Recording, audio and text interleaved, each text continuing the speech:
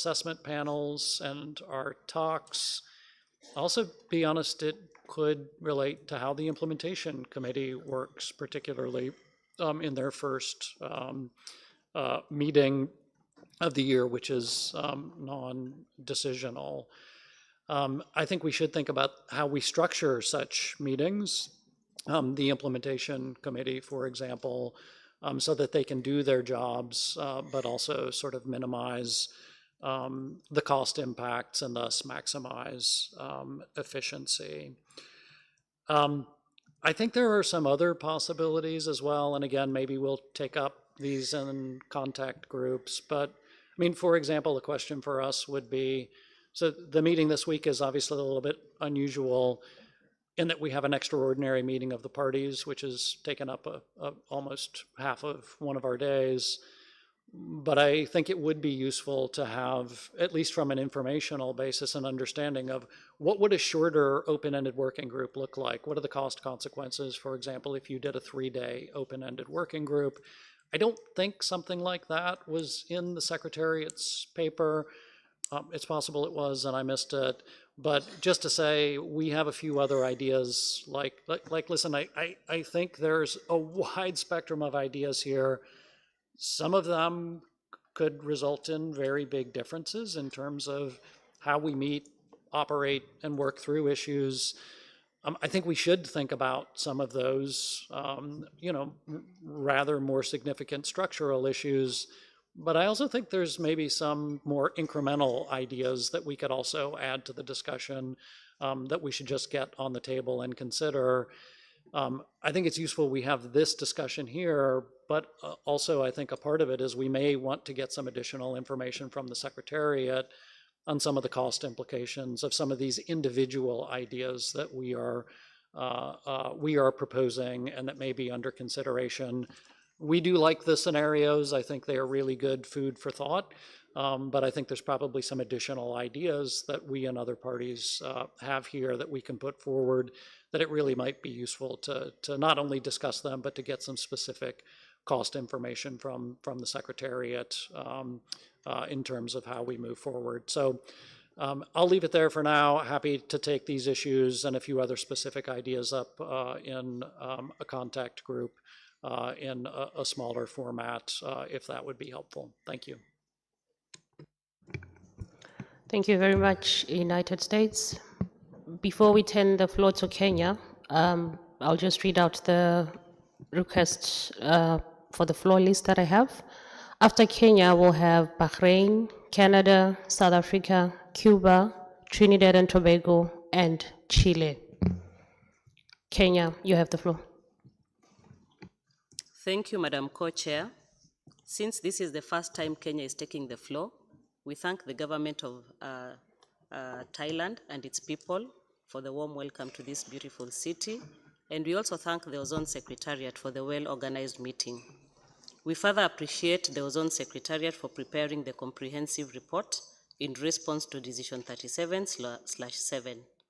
We recognize the importance of exploring options to enhance the efficiency and long-term sustainability of the Montreal Protocol's operations, particularly in light of increasing workloads and resource constraints.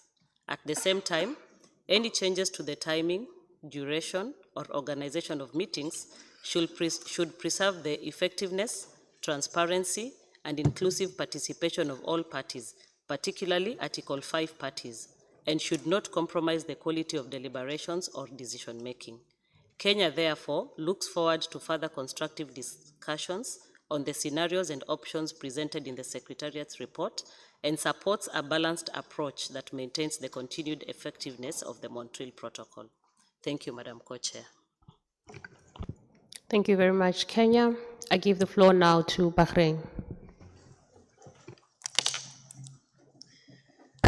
شكرا سيدتي الرئيسة المشاركة. وفي البداية أود أن أعرب عن تقديري للأمانة على الجهد الكبير المبذول في إعداد هذه الورقة، كما استمعت باهتمام بالغ إلى المداخلات القيمة التي قدمها الممثل المحترم للولايات المتحدة الأمريكية وكذلك ممثلو عدد من الأطراف الأخرى. نحن نتفهم تماما الشواغل ووجهات النظر التي طرحت بشأن الكفاءة والاستدامة المالية والحاجة إلى تحسين أساليب عملنا. ويتعامل وفدي مع هذه المناقشة بعقل منفتح، ويظل مستعدا للمشاركة بصورة بناءة في استكشاف المزيد من الأفكار والحلول العملية التي يمكن أن تعزز الكفاءة مع الحفاظ في الوقت نفسه على فعالية عملية بروتوكول مونتريال وشمولها وسلامتها المؤسسية. ومع ذلك وبعد دراسة متأنية للخيارات المطروحة، فإن هذا الوفد على غرار ما تفضل به الممثل الموقر إلى الهند لا يرى بأن السيناريوهات المقترحة تمثل المسار الأنسب للمضي قدما، ولا سيما من منظور الأطراف العاملة بموجب المادة الخامسة.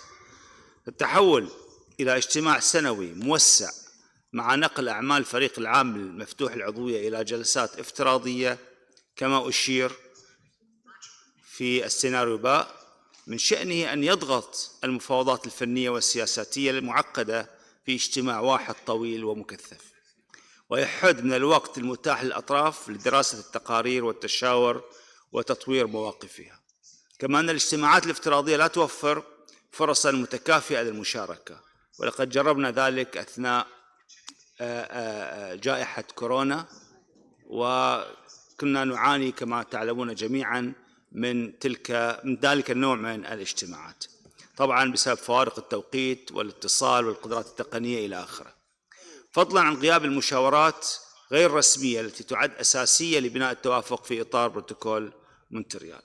والمذكرة نفسها تقر بصعوبة إجراء المفاوضات الحساسة والمعقدة افتراضيا.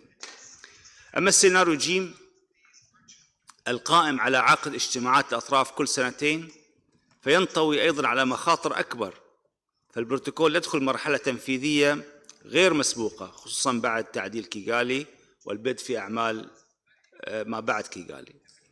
كما أن تمديد دورة تجديد موارد الصندوق المتعدد الأطراف من 3 إلى 4 سنوات قد يؤدي إلى عدم توافق التمويل مع جداول الامتثال واحتياجات التنفيذ الفعلية للأطراف العاملة بموجب المادة الخامسة. وقد تصبح الأطراف مطالبة بالاعتماد على اجتماعات استثنائية أو ترتيبات مؤقتة لاتخاذ قرارات عاجلة، وهو ما قد يقلل الوفرات المتوقعة ويزيد التعقيد وعدم اليقين. ومن المهم أيضا التأكيد أن المشكلة المالية المعروضة تنشأ أساسا من انخفاض تحصيل المساهمات، إذ بلغ المتوسط التحصيل نحو 73% من المساهمات المعتمدة لبروتوكول مونتريال، وعليه لا ينبغي معالجة مشكلة عدم انتظام دفع المساهمات من خلال تقليص المشاركة. وبناء عليه نفضل الإبقاء على السيناريو ألف في هذه المرحلة، مع البحث عن تدابير كفاءة محددة لا تمس تواتر الاجتماعات أو فرص المشاركة المتكافئة، وتقليص البنود المتكررة، واستخدام الاجتماعات الافتراضية فقط لأغراض الإحاطة مثل ما تفضل زميلي مندوب الموقر للولايات المتحدة الأمريكية، استخدام الاجتماعات الافتراضية فقط لأغراض الإحاطة وتبادل المعلومات وتعزيز تحصيل متأخرات المساهمات في مواعيدها. وينبغي أن لا تعتمد أي تغييرات هيكلية قبل إجراء تقييم أوسع لآثارها على مشاركة الأطراف العاملة بموجب المادة الخامسة. في ختام، رغم أننا لا نستطيع تأييد الخيارات المطروحة بصيغتها الحالية، فإن وفدي يؤكد انفتاحه الكامل على مواصلة المناقشات والعمل مع جميع الأطراف والأمانة لاستكشاف أفكار وحلول بديلة تحقق كفاءة أكبر. وشكرا سيدتي الرئيسة.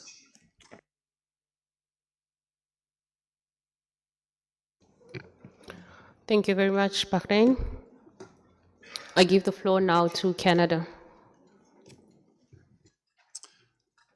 Thank you, Madam Co-Chair. Canada recognizes the importance of periodically reviewing the operational arrangements of the Montreal Protocol to ensure that meetings and institutional processes remain efficient, effective, and fit for purpose. We also recognize that current financial pressures affecting the Eurozone regimes, including the Montreal Protocol and the Vienna Convention, make it appropriate for parties to start examining possible efficiencies and cost-saving measures.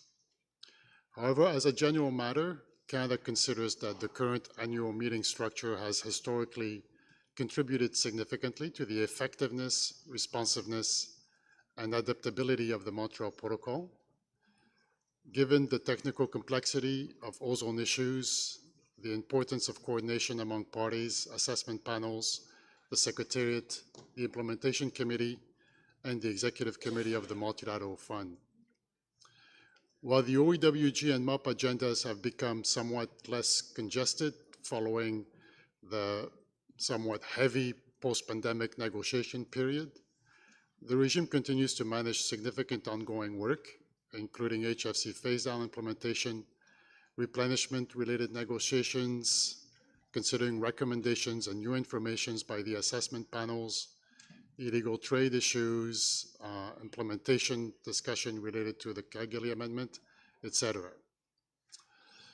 That said, we're open to considering some targeted and practical operational efficiencies, including smarter scheduling, reduced publications, streamlined documentation, improved use of hybrid tools when not used to replace negotiation processes, minimizing some travel-related costs, provided that such measures do not undermine participation, implementation support, compliance oversight, or the ability of the regime to respond to emerging issues. In that regard, we thank the Secretariat for the report and the options that are presented. We will also reiterate the importance of all parties meeting their financial obligations in support of adequately resourced and effective Montreal Protocol operations. We found that the report was very useful in providing parties with an idea of what could be expected based on various actions that could be implemented to achieve budgetary savings. And we see the options presented really as illustrative, not as a sort of, leave it or take it all kind of approach. And, we agree with the comments just made before by the United States that maybe at this stage, it may be more useful to focus perhaps on some individual actions that could be taken rather than actual comprehensive scenarios for reducing costs. Just a couple of observations on the report. Our understanding was that the Secretariat prepared these options with an assumption that about 75% of contributions would be received. So that's an assumption that in a sense frames all the scenarios, which itself is subject to a certain amount of uncertainty. We don't know at this stage. We can't predict what level of receipt of contributions we will receive in the future. I mean, that may have been the case for 1 year or 2 years, but it could vary from year to year. So in light of this, it's very hard to be thinking about taking decisions at this meeting. Furthermore, assuming the proposed scenarios were implemented as of 2028, the Secretariat estimates indicative annual savings for the Montreal Protocol Trust Fund of approximately $1 million under Scenario B and $1.5 million under Scenario C. However, even under these scenarios, the analysis suggests that the cash balance could be depleted by 2031 based on the assumption of the 75% receipt of contributions, which means that contributions would likely need to increase by then. Furthermore, the Secretariat notes that these estimates are approximate and may not represent net savings, as some reductions in formal meeting costs could be offset by increased intersessional work, etc. So given these levels of uncertainty, we also agree with others, such as the United Kingdom, that have suggested that we proceed slowly before considering the specific options proposed, and use these meetings to explore ideas, share thoughts, have a better understanding of what are the priorities of different parties, and seek further information that could help us determine whether and the extent to which some reductions would indeed be required, when these would need to be implemented, taking into account the anticipated level of receipt of contributions, and also trying to think of what is the approximate level of budget that we're aiming for in the foreseeable future. It appears, somewhat inevitable to us that, there could be there will be an increase of contributions because the cash balance will eventually be reduced or be depleted. So parties will have to think of, what is the maximum level of contributions that they could consider, looking at, at the next few years, and try to adjust, the kind of measures that they would consider based on this. So we agree also with suggestions by the United States that these are detailed discussions that would benefit from a contact group, and we would be interested in making more of our views known within the context of this contact group. Thank you. Thank you very much, Canada. We have a list of requests for the floor. Before I give the floor to South Africa, I'd like to check if there are any further requests because we'd like to close the list now. I'll just read out the countries that we have. South Africa, Cuba, Trinidad and Tobago, Chile, Norway, New Zealand, Ireland, Israel, China, Vanuatu, Switzerland, Lebanon, Nigeria, Grenada, and Argentina. If there's a further request for the floor, please press the button now before I close the list. Okay, we'll close the list after Argentina. For now, I give the floor to South Africa. Thank you very much, Madam Co-Chair. This delegation is taking the floor for the first time, so we would like to thank the Kingdom of Thailand for their warm welcome into their beautiful country, and also would like to thank the Secretariat for the good organization of the meeting. And we would also like to congratulate yourselves, Madam Co-Chairs. We're looking forward to great guidance from yourselves as we continue doing our work for the remainder of this week. We also want to thank the Secretariat for the work that has been done with regards to the presentation of this useful report, as we had requested them from our previous meeting of the parties. We know that the success of the Montreal Protocol has been based on how we have been operating over the last few years, and that has led to strong implementation and has made the Montreal Protocol one of the most successful MEAs that exists. This delegation is also concerned with regards to the decline of cash balance as indicated in the report, the contributions by the parties, and we also acknowledge the resource constraints that we all face. And hence we appreciate the work that has been done and also the presentation of the 3 scenarios by the Secretariat. There are some consequences, obviously, of all the three scenarios that have been presented. And for an example, some of the delegations like India, Bahrain, and Kenya has already highlighted some of this.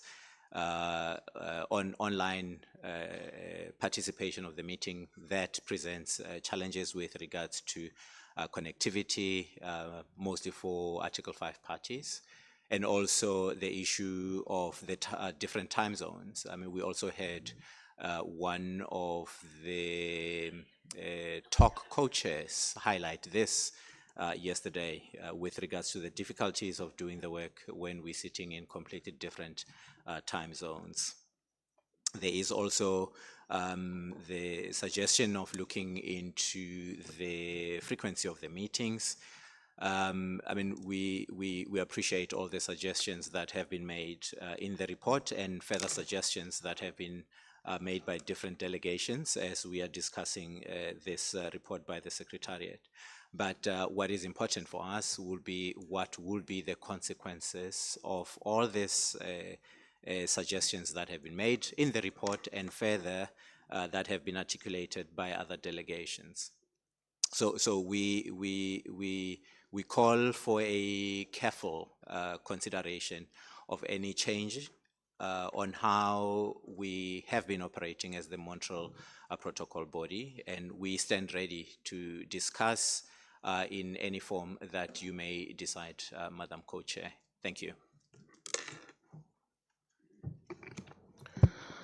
Thank you very much, South Africa. We are 3 minutes past lunch and past the available interpretation time. So we'll pause here on this agenda item for now, and we'll continue with it after lunch with the list that we had earlier. I give the floor now to my co-chair for some announcements. Thank you very much, Agobi. Just to say that with the very happy early closure of the XMOP 6, we've had to rearrange our time a little bit. And in fact, we are looking at replenishment discussion at lunchtime today to try and make use of all the time we have available for contact groups. So just to say, replenishment discussions lunchtime today. Thank you very much.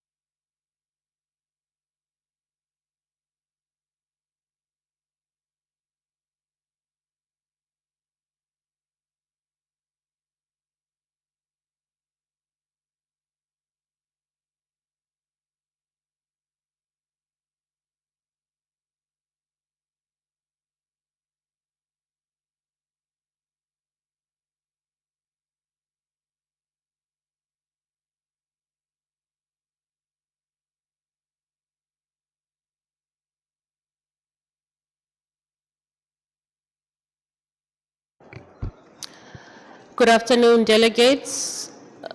Please take your seats. We'll start in 1 minute. 1 minute, please. Thank you.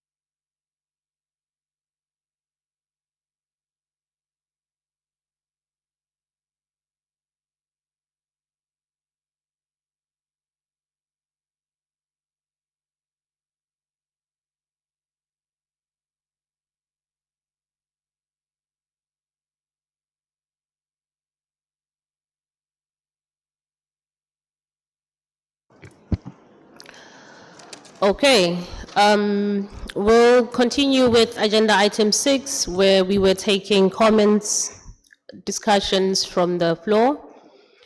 We had a list that we were working with, but I'd like to apologize because it seems like some people have fallen off the list.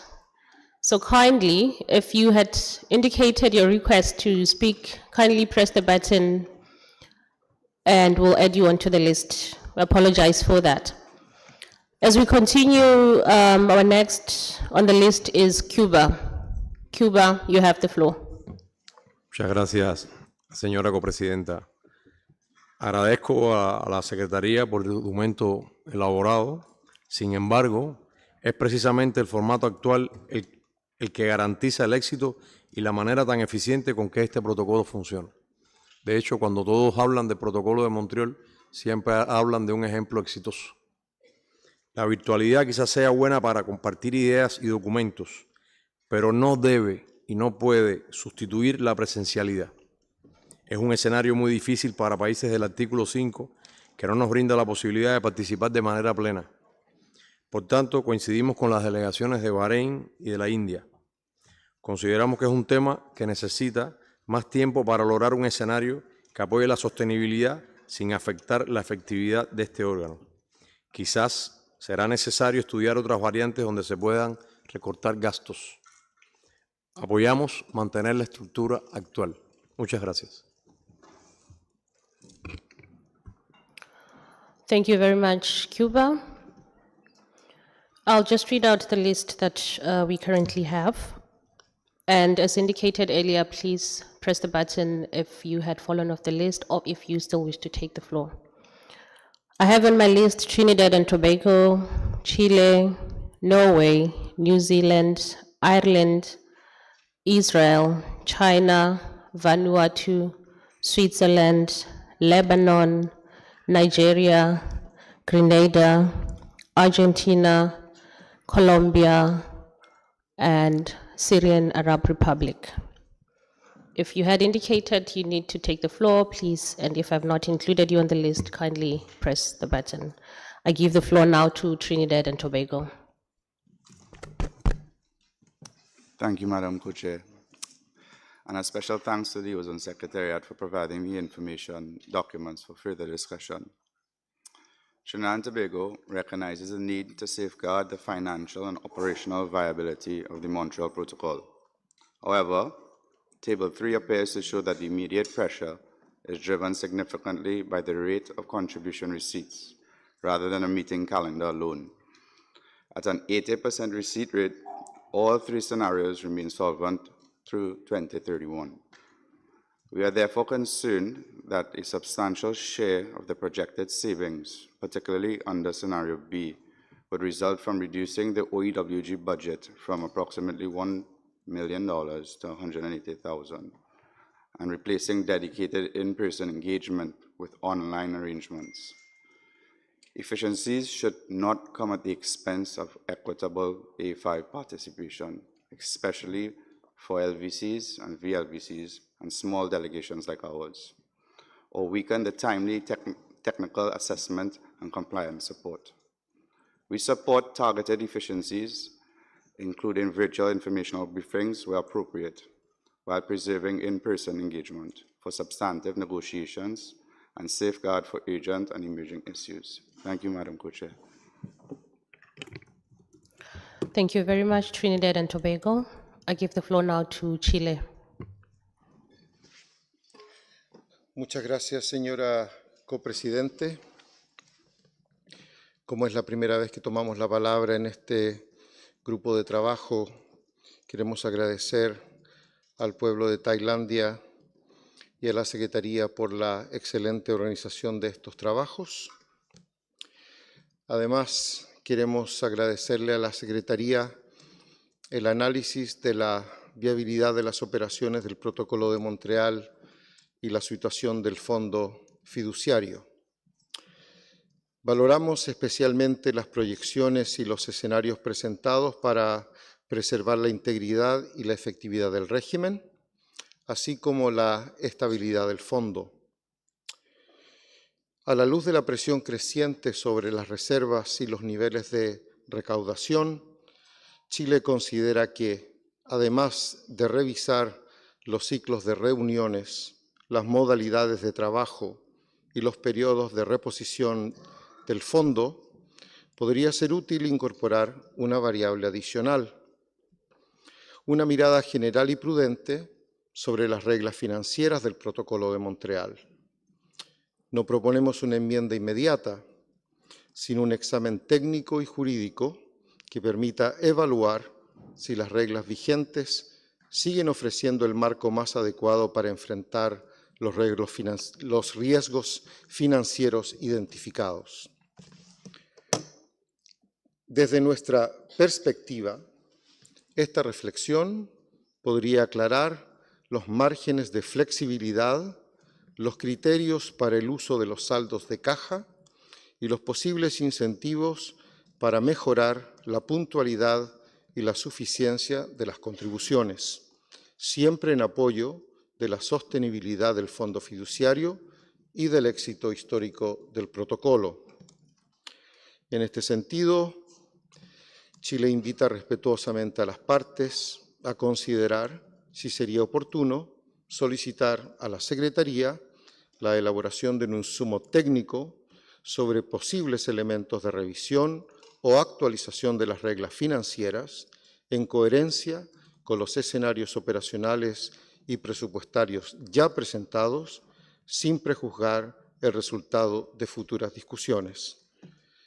Esta delegación está dispuesta a participar en cualquier tipo de discusión formal o informal que se dé sobre este ítem de agenda. Muchísimas gracias, señora copresidente.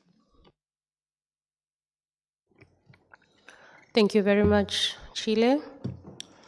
Next on my list is Norway. Norway, you have the floor. Thank you, Madam Co-Chair. We would like to thank the Secretariat for their work on this report and presenting some illustrative options for our consideration. We would like first to acknowledge the successful work of the Montreal Protocol. We think it is important to preserve what has made the success of this body, and that also it means its ability to respond to emerging challenges ahead. However, we think it would be good to take the opportunity at this meeting to have open discussions on the way we are operating, keeping in mind how we can ensure that we have appropriate financial means in the long term. Like previous delegations, we would like to emphasize the need for higher rate of contribution receipts and also levels of contributions. And we also think it is timely to see how we could operate in a more effective manner. Several delegations have already mentioned the opportunity of saving costs by looking into the direction of reducing the frequency of our meetings. This will also have a positive impact in an environmental perspective by reducing some travels, and we think this is also legitimate elements to consider as we are an environmental body. That said, we have some concerns that moving to a biennial meeting of the parties may have drastic consequences on our work. Further, we are interested in discussing some other possible adjustments in the operation of the Montreal Protocol that could perhaps also address some other challenges. For example, helping in reducing the workload of our scientific panels. And on a general manner, we think, should any adjustment be agreed, it should be done on a trial basis, allowing us to look back and evaluate the impacts. I will just conclude here. We are interested in participating in further discussions, also mindful of the concerns that have been raised by several delegations on ensuring equity in participation and preserving our decision-making processes. Thank you, Madam Co-Chair. Thank you very much, Norway. I give the floor now to New Zealand. New Zealand, you have the floor. Thank you, Madam Co-Chair. We would like to thank the Secretariat for its work in preparing the note on scenarios, options, and cost savings for parties' consideration. We recognise that the Montreal Protocol has been successful under the current operation, but also note the cost pressures and administrative burden associated with this for the Secretariat, the panels, and the parties. We would like to better understand the issues so parties can address them appropriately. On the scenarios presented, we, like Japan, see some value in scenario C, as this could result in cost savings while also allowing sufficient time for preparation and negotiations, as it would remove the... We are concerned that scenario B would not leave enough time for negotiations, as it would remove the important intercessional period between the OEWG meetings and the meeting of the parties. However, we do not have a fixed position and would welcome further discussion on the scenarios proposed by the Secretariat and other ideas parties may have. Above all, we want to ensure that perceived operational efficiencies and cost savings do not decrease the continued effectiveness of the Montreal Protocol. Thank you. Thank you very much, New Zealand. I would also like to remind delegates that some had fallen off the original list that we had. If you still wish to take the floor, please indicate. I give the floor now to Ireland for the EU.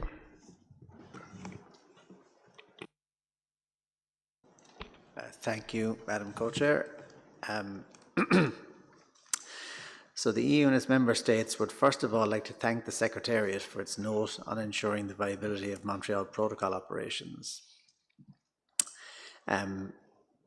As some other parties have mentioned, the EU and its member states recognise the significant achievements of the Montreal Protocol to date with regard to protecting the ozone layer and to mitigating climate change. The EU and its member states also recall that there are still many issues remaining to be solved, such as the ongoing implementation of the Kigali Amendment, atmospheric monitoring, ongoing emissions, and new emerging issues such as PFAS, N2O, SF6, and so forth. The EU and its member states acknowledge the need to strive to improve the effectiveness of the protocol. We should also consider the existing working modalities of other multilateral environmental agreements to learn about best practice. The EU and its member state acknowledge the need to ensure that the Montreal Protocol remains ambitious and effective and abreast of evolving scientific knowledge, while managed in the most cost-effective and efficient manner. In this regard, it is important that all parties pay their full contributions in a timely manner. As per Table 4 of the Secretariat note, the rate of payment in 2025 was 73%. While the potential cost savings of changing the Montreal Protocol operations are fairly straightforward to quantify, We need to know more about the consequences in terms of output, efficacy, and capacity to address emerging issues.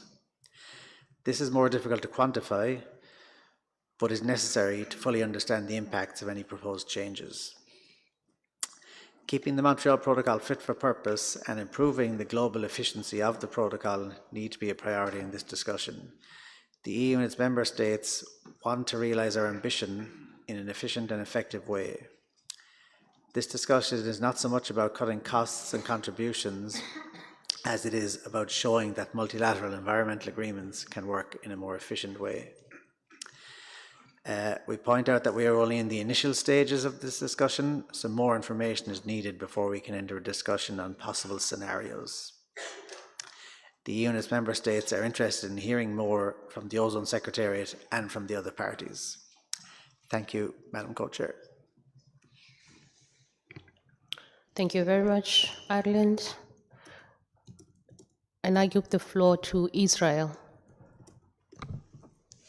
Thank you, Madam Co-Chair. As this is the first time Israel takes the floor, we would like to take the opportunity to thank the Kingdom of Thailand for its warm hospitality, as well as the Co-Chairs, Secretariat, and distinguished colleagues for their work and engagement throughout this meeting. Israel shares the common aspiration of preserving the effectiveness of the Montreal Protocol and supports efforts to enhance the efficiency of its operations, while ensuring that any measures adopted continue to enable the inclusive and effective participation of all parties. We appreciate the efforts of the Secretariat in preparing this report and recognize the significant work involved in this exercise in support of long-term functioning of the protocol and its mechanisms. And we also note with interest the several of the ideas presented in the different scenarios, some of which appear to reflect practices that have developed and implemented in other international forums in recent years, including the use of hybrid tools in appropriate contexts outside of negotiations. We look forward to further open discussions on this issue. Thank you, Madam Chair. Thank you, Israel. Before I give the floor to China, I'll just like to read out the list that we have. So after China, we have Vanuatu, Switzerland, Lebanon, Nigeria, Grenada, Argentina, Colombia, and Syrian Arab Republic.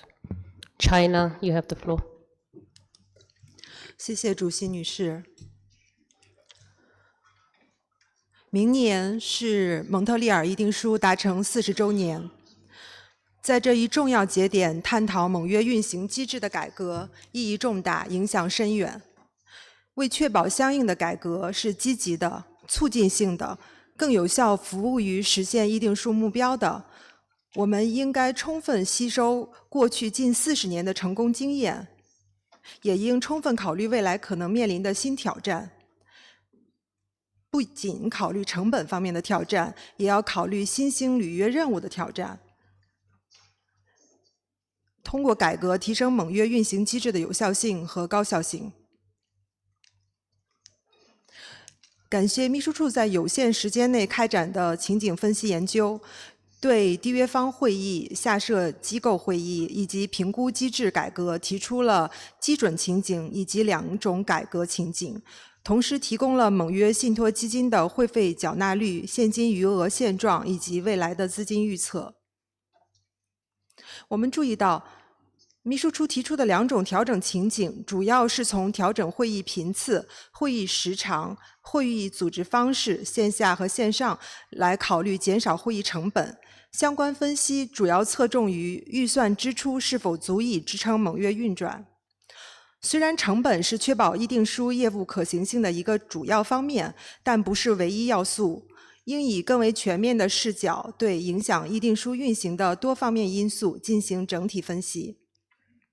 仅有会议时长、频率等形式上的信息，而缺乏对于议定书进程下实质工作有效交付的影响分析，难以为缔约方提供扎实的基础，推进有意义的讨论。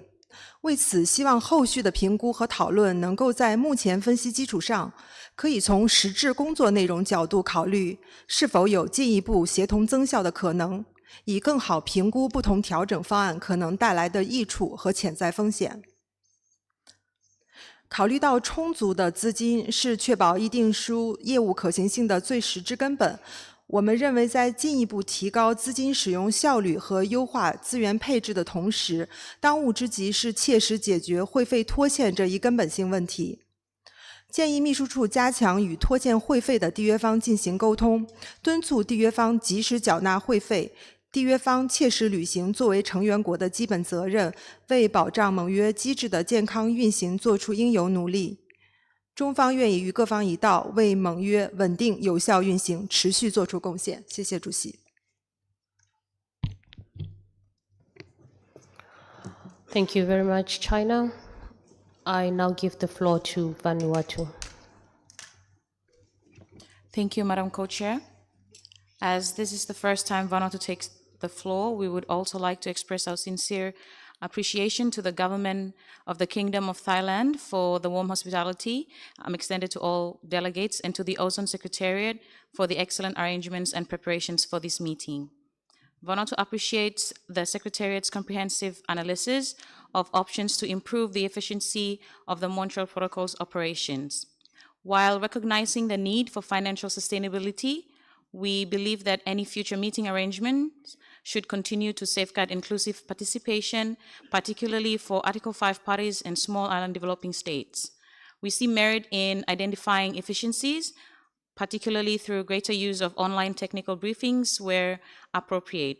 However, we remain cautious about reducing the frequency of decision-making meetings during the ongoing implementation of the Kigali Amendment.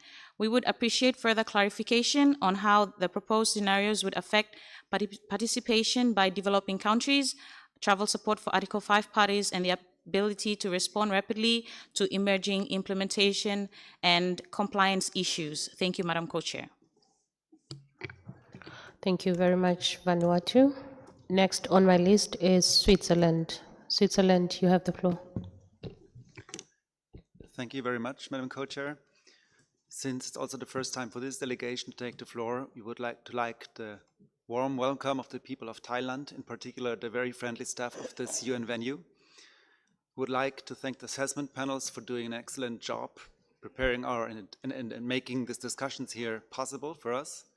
And we'd like to thank particularly the Secretariat, as always, doing a wonderful job and helping us out wherever possible.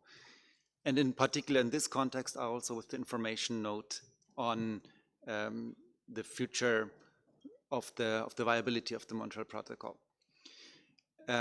In this information note, we find several elements that are very valuable for making the work under the Montreal Protocol more efficient without losing effectivity. I think I leave our detailed comments for this for later discussions, which will hopefully take place here. And at this point, share only some more general reflections. When we discuss making changes to the current way of operation of the Montreal Protocol, we should do this with utmost caution. The Montreal Protocol was very successful in the past, the most evident success being the Kigali Amendment. But not all issues lying in the scope of the Montreal Protocol are resolved yet. And there are other challenges for the global environment where the Montreal Protocol could potentially make an essential contribution in the upcoming years. Some examples have been just mentioned by the distinguished colleague from the European Union. So when we discuss measures here to make the Montreal Protocol more cost and time efficient, we urge parties to keep in mind if these measures will allow the successful history of the Montreal Protocol in the past being continued into the future. We also invite parties to make every effort possible that the funds for the operation of the Montreal Protocol are available as they are being agreed and confirmed regularly by the parties. In this sense, this delegation is open for examining with other parties the opportunities to become more efficient as a multilateral environmental agreement without risking to lose its strength that was built up over the last several decades. Thank you. Thank you very much, Switzerland. I now give the floor to Lebanon. Thank you, Madam Co-Chair. Lebanon would like to first thank the Secretariat for the comprehensive document prepared.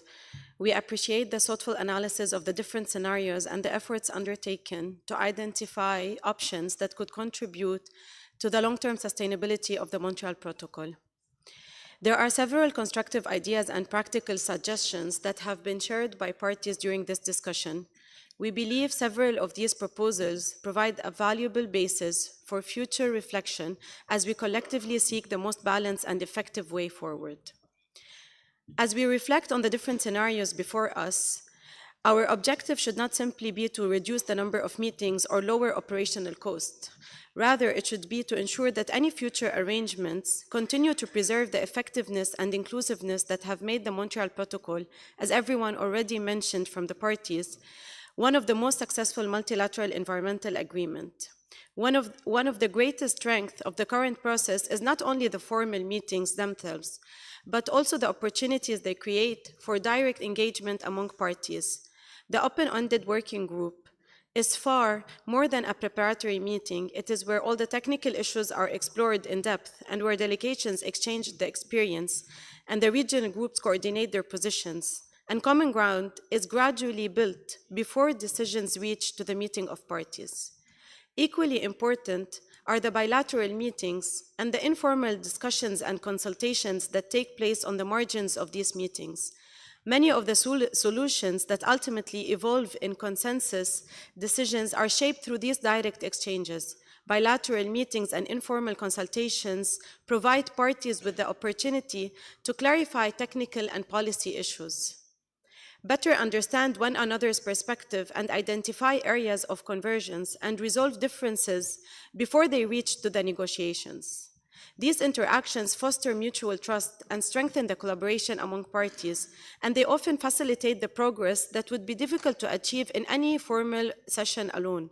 This dynamic is difficult to replicate in a virtual or hybrid setting, where opportunities for spontaneous dialogue and informal engagement are inherently very limited. While digital platforms became valuable tools for technical briefings and presentations, and intersessional exchanges of information, negotiations are fundamentally different. They rely on real-time interaction and informal dialogue and continuous engagements within the delegations. As reflected in the Secretariat document, these modalities also present very practical challenges, including the time zone differences, connectivity constraints, and limitations to the related interpretation services.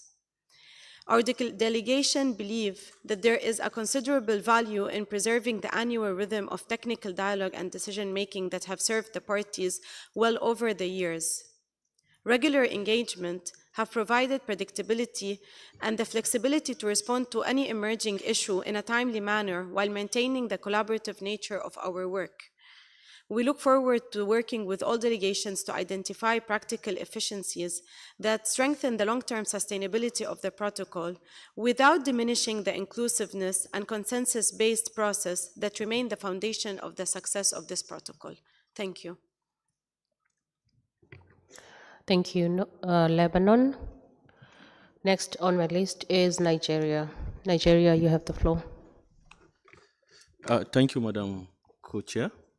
Nigeria thanks the Secretariat for comprehensive analysis of the options presented to improve the operational efficiency of meetings under the Montreal Protocol. The OEWG and the MOP meetings as presently structured have been instrumental in facilitating timely consideration of emerging technical and policy issues, supporting consensus building and ensuring that parties, particularly Article 5 parties, can participate effectively in decision-making. They also provide an essential platform for the work of subsidiary bodies, regional consultations, and coordination among parties. Nigeria is therefore of the view that the current structure of holding annual OEWG and MOP meetings should be maintained. Any operational reforms should prioritize preserving transparency, inclusiveness, and meaningful participation over relatively limited financial savings. Should efficiency be required, Nigeria will support exploring alternative cost-saving measures, including greater use of digital document management, streamlining meeting logistics, and administrative efficiency, rather than reducing the frequency or structure of statutory meetings.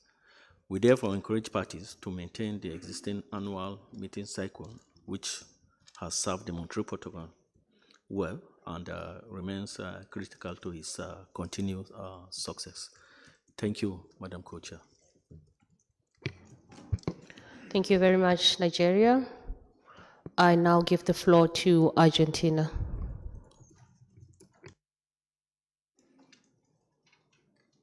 Muchas gracias, señora copresidente.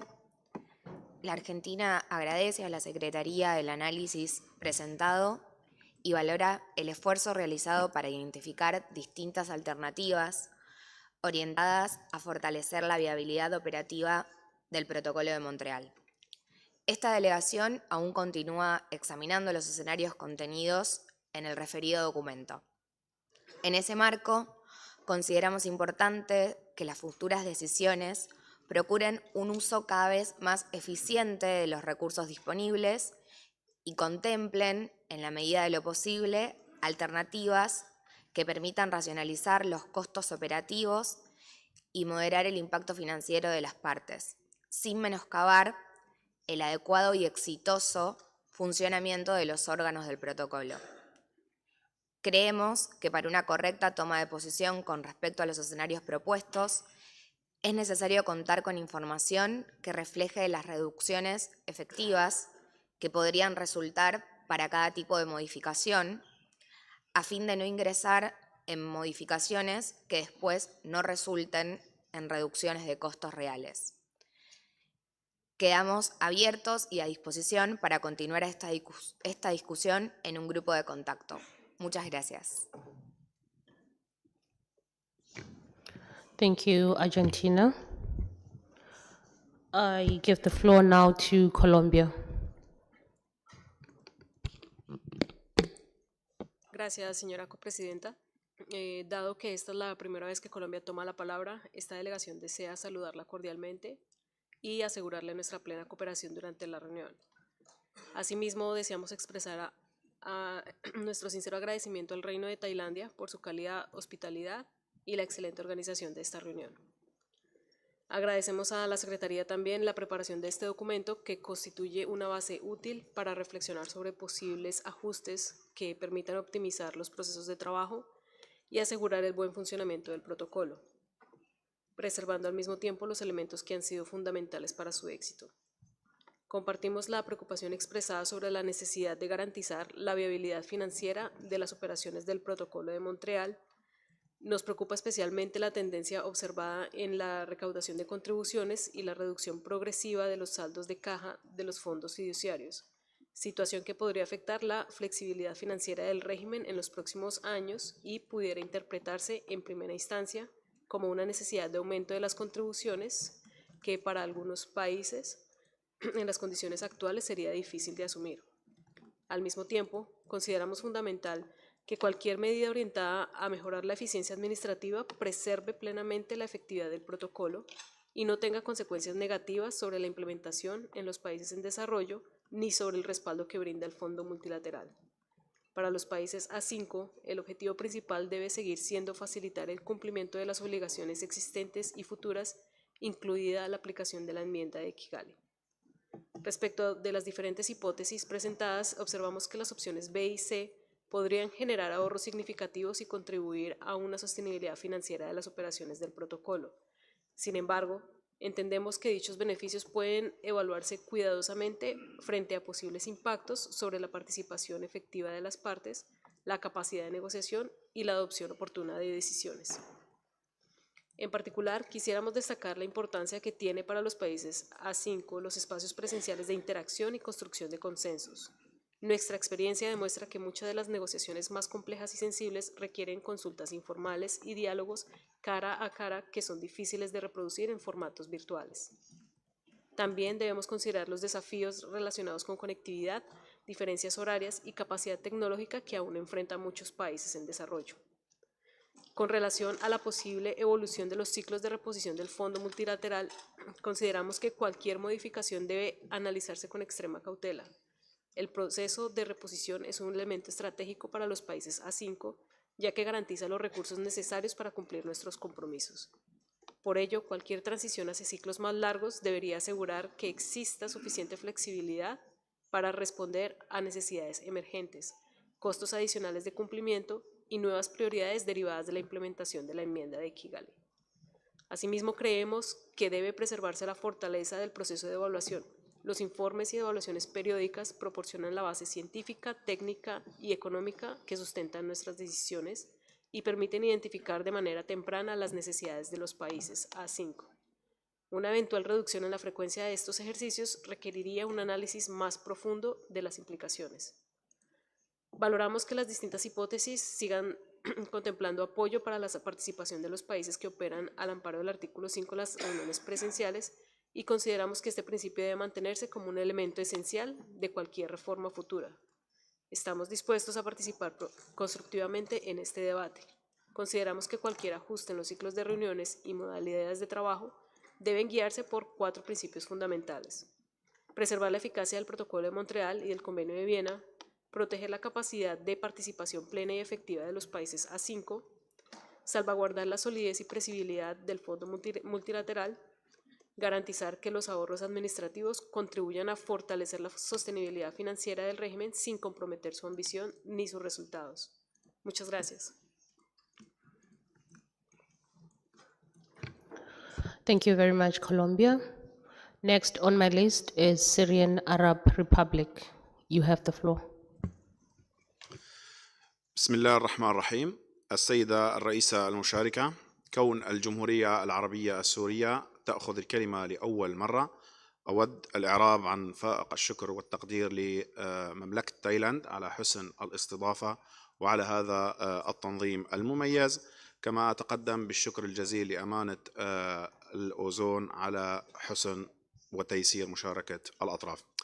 حقيقة تود الجمهورية العربية السورية أن تؤكد على أهمية إجراء تقييم متأنٍ لمتطلبات تحسين الكفاءة المالية وتعزيز الاستدامة، مع التأكيد في الوقت ذاته على حرصنا الكامل على دراسة ودعم جميع أدوات التحسين الممكنة، شريطة الحفاظ على فعالية الأدوات المؤسساتية لبروتوكول مونتريال التي شكلت أحد أهم عوامل نجاحه على مدى العقود الماضية. بعد دراسة متأنية، فإنه ومن منظور وفد الجمهورية العربية السورية كإحدى الدول العاملة وفق المادة 5، نرى أن الانتقال من الاجتماعات الحضورية إلى الاجتماعات الافتراضية كما ورد في الخيار باء قد يحد من فعالية هذه الآلية. فقد أظهرت تجربة جائحة كوفيد-19 أن الاجتماعات الافتراضية رغم أهميتها كحل بديل في الظروف الاستثنائية واجهت تحديات تتعلق بالاستقرار التقني، صعوبة التفاعل المباشر، محدودية فرص بناء التوافقات، إضافة إلى تأثير اختلاف المناطق الزمنية على المشاركة المتكافئة والفعالة بين الأطراف. أيضا نرى أن تغيير تواترات الاجتماعات لتصبح مرة كل سنتين وخاصة في مرحلة تنفيذ تعديل كيغالي قد يؤدي إلى إضعاف المتابعة المنتظمة للتقدم المحرز، وأيضا تؤدي إلى تقليل فرص معالجة التحديات الفنية والتنفيذية في الوقت المناسب. حقيقة هذا قد ينعكس سلبا على الأداء بدلا من تحقيق التحسين المنشود. سيدتي الرئيسة المشاركة، حرصا على وقتكم الثمين، تود الجمهورية العربية السورية أن تعرب عن تأييدها للملاحظات المقدمة من وفد مملكة البحرين الموقر فيما يتعلق بباقي الخيارات المطروحة، وخاصة فيما يتعلق بأهمية الحفاظ على شمولية المشاركة وفعالية آليات العمل. وشكرا سيدتي الرئيسة.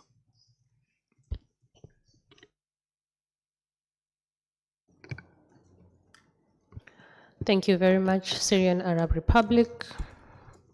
Next on my list is Iran. Iran, you have the floor. Thanks, Madam Co-Chair. And also thanks a lot the Secretariat to raise they should talk about the ensuring viability of the Montreal Protocol and prepare the excellent working documents. I'm fairly sure everybody endorses my understanding that the Montreal Protocol is the most successful treaty to work on and save the environment, and other organizations are very much interested to apply Montreal Protocol experiences. And of course, all these achievements have come because of the Secretariat and members' hardworking and close and friendly collaboration among them. So I would like to reiterate my comments by making a question: why we are changing the most successful process to a modality or process that we are not sure about its effectiveness, and there is a high, maybe, uncertainty of its success. Therefore, I may propose to discuss in details in the working group. Thank you very much. Thank you very much, Iran. We have 2 more requests for the floor, and then we will propose a way forward. If there are further requests, please indicate. We now move on to Turkey. Turkey, you have the floor. Thank you, Madam Co-Chair. Turkey thanks the Secretariat for its comprehensive analysis of the possible options for the future operation of the meetings under the Montreal Protocol. The remarkable success of the Montreal Protocol has been built on regular dialogue among parties, close cooperation with the assessment panels and the subsidiary bodies, and a strong spirit of multilateral cooperation. In our view, the current annual cycle of the OEWG and MAP remains essential to maintaining the effectiveness, transparency, and responsiveness of the protocol. It enables timely discussions on emerging issues, supports the effective implementation of the projects and activities, and provides valuable opportunities for technical exchange, informal consultations, and consensus building. Our experience during COVID-19 pandemic clearly demonstrated that while virtual meetings can complement our work, they cannot replace the value of in-person negotiations and direct engagement among parties. Turkey recognizes the importance of improving efficiency and ensuring the long-term financial sustainability of the protocol.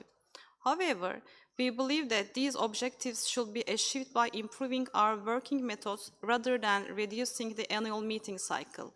In this regard, alternative scenarios could include greater use of digital tools while preserving the strength of existing system.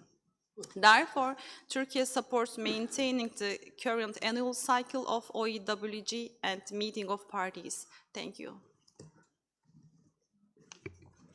Thank you very much, Turkey.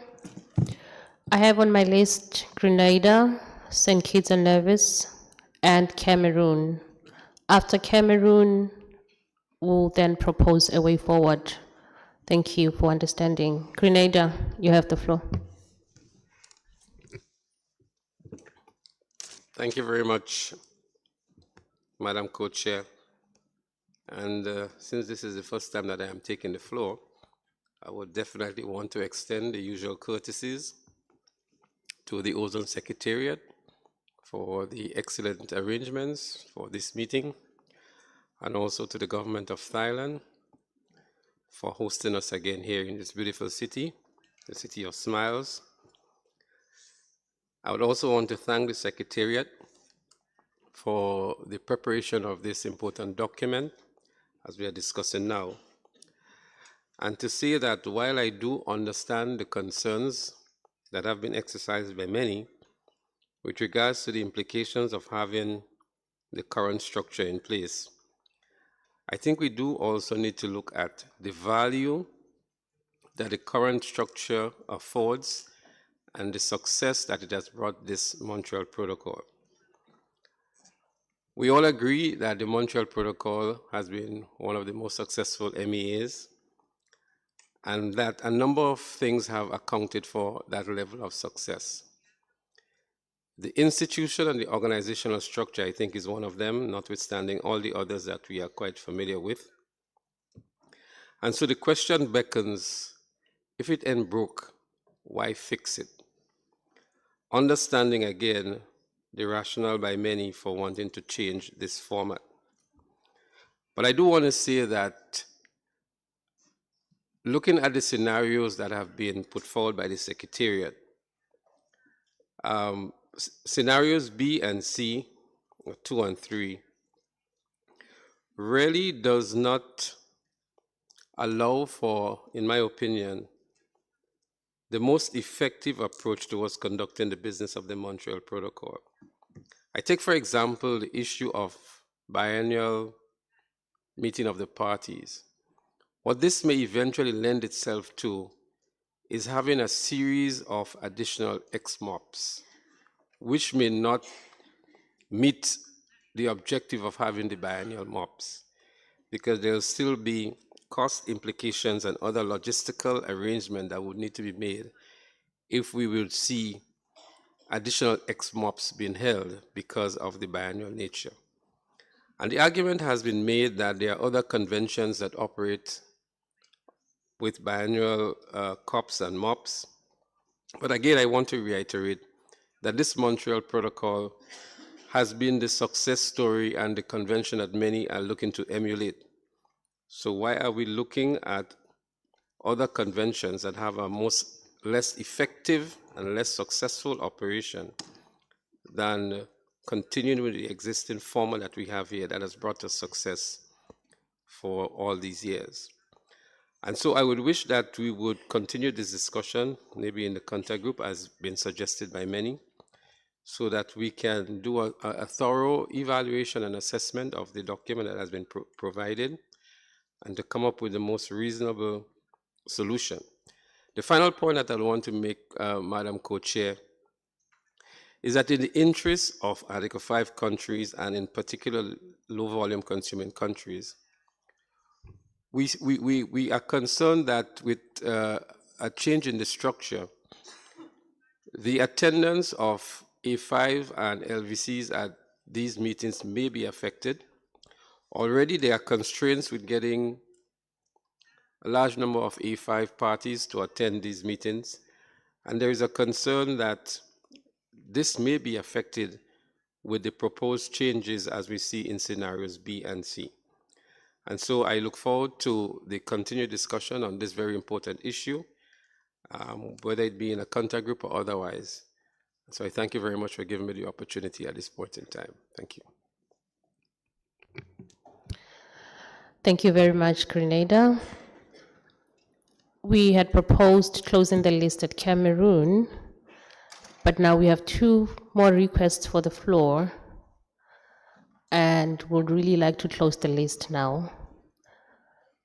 I am going to count to 3 and then close the list for real this time. I have on my list St. Kitts and Nevis, Cameroon, Bangladesh, and Belize. I'm going to start counting, and if you don't press the button by the time I'm done, we're closing the list. 1, 2, 3. Thank you very much for your understanding. I'll give the floor now to St. Kitts and Nevis, and I notice Bangladesh has taken themselves off the list. You okay? Okay, all right. St. Kitts and Nevis, you have the floor.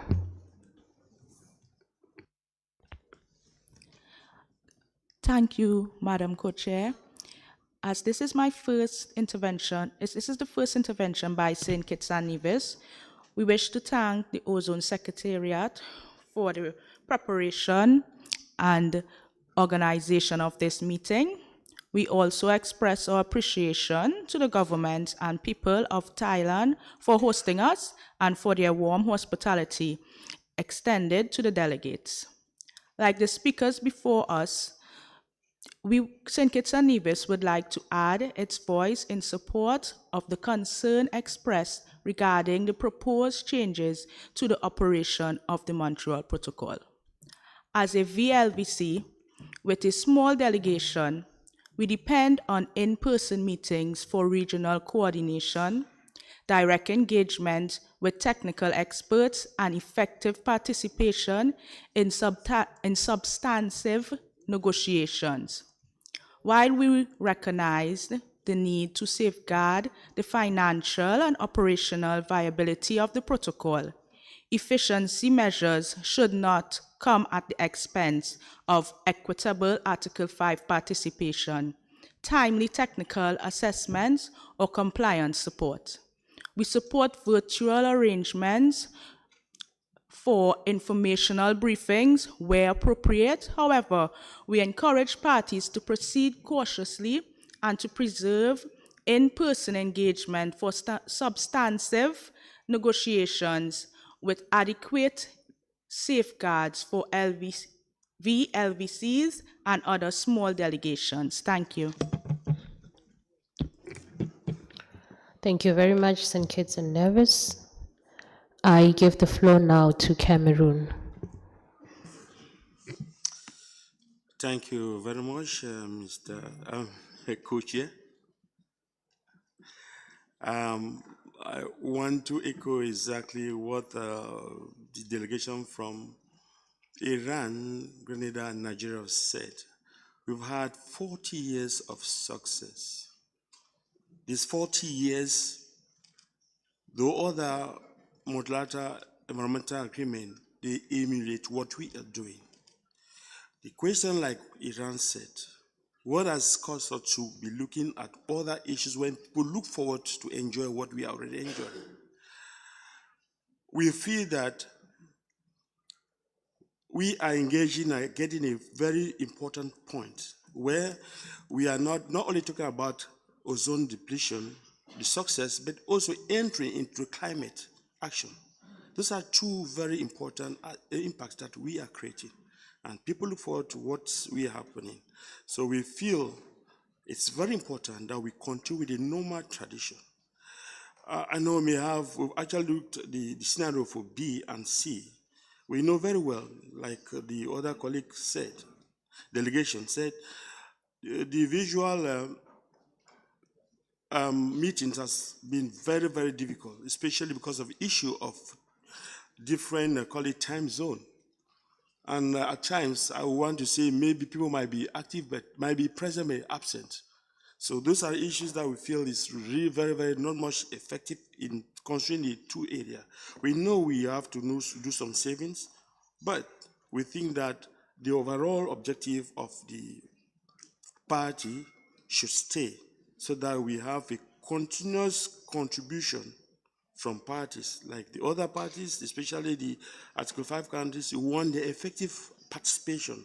Because we reduce the frequency of this, we think that they will not enjoy the productiveness of this aspect. We, like other delegations, are looking forward to have more information from the Secretariat so that we can effectively decide on this point. Thank you very much, Chair. Thank you, Cameroon. I now give the floor to Belize. Thank you. Thank you very much, Madam Co-Chair. Belize wishes to express its sincere gratitude to the government and people of the Kingdom of Thailand and for their warm hospitality in hosting the parties, and to the Ozone Secretariat for the excellent organization of this meeting. Madam Co-Chair, we are of the belief that reducing the number or lengths of meeting, moving to virtual formats should be reconsidered as a way forward. The Montreal Protocol is widely regarded as the most successful multilateral environmental agreement, as already mentioned by other parties before me. And this is precisely because the parties come together as one global community to confront emerging challenges.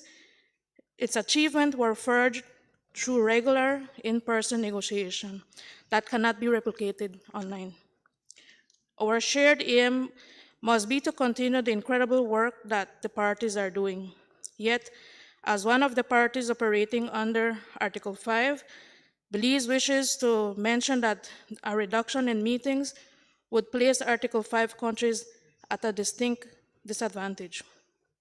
It remains critical that small countries are able to come to these meetings, for it is here and only here that our voices are heard on an equal footing, that we build the technical understanding needed for implementation, and that we participate fully in the decisions that bind us. I thank you, Madam Co-Chair. Thank you very much, Belize. And finally, we will hear from Bangladesh, and then we can propose a way forward. Bangladesh, you have the floor. Thank you, Madam Chair, Madam Co-Chair. As Bangladesh has taken the floor for the first time, we want to thank Ozone Secretariat and the Government of Thailand for arranging such a beautiful event. Madam Co-Chair, Bangladesh appreciates the Secretary for preparing the comprehensive report on options for ensuring the long-term viability of the Montreal Protocol institutional processes. Bangladesh supports efforts to improve the efficiency and cost effectiveness of the protocol operations. However, any changes should preserve the effectiveness, transparency, and inclusive nature of the Montreal Protocol's decision-making process. From the perspective of an Article 5 party, it is essential that any revised meeting arrangements continue to provide adequate opportunities for technical discussions, regional consultations, and meaningful participations by developing countries. While Bangladesh recognizes that virtual or hybrid meetings may be useful for informal consultations or preparatory discussions, we do not consider them an effective substitute for formal negotiations. A significant challenge for many Article 5 parties, particularly those in the Asia-Pacific region, is the large time zone differences. Participating in lengthy virtual sessions outside normal working hours can limit the effective participations of technical experts and place additional burdens on small delegations. Bangladesh also believes that reducing the frequency of OEWG or MOP meetings is not desirable. The Montreal Protocol is entering a critical phase with the implementations of the Kigali Amendment.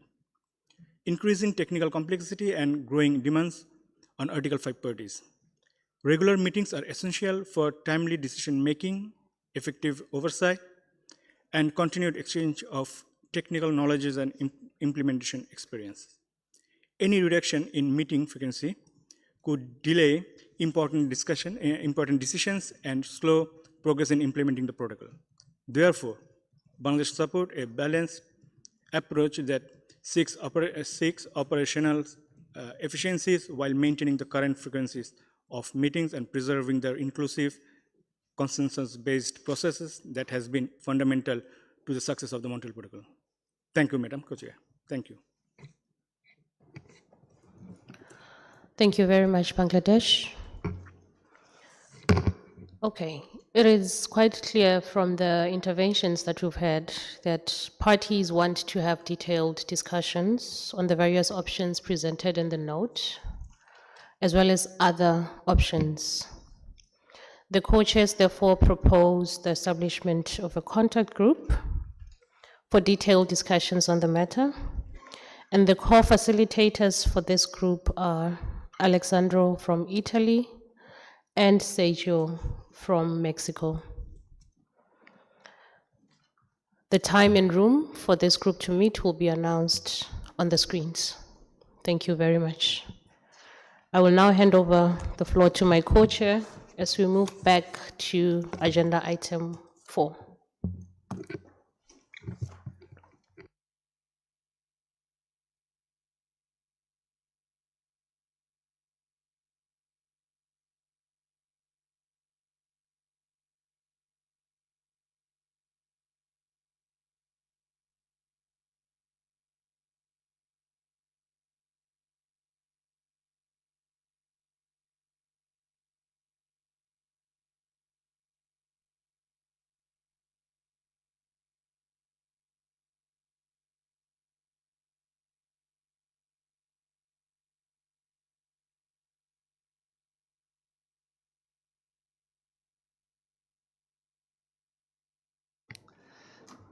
Thank you very much, Igobi.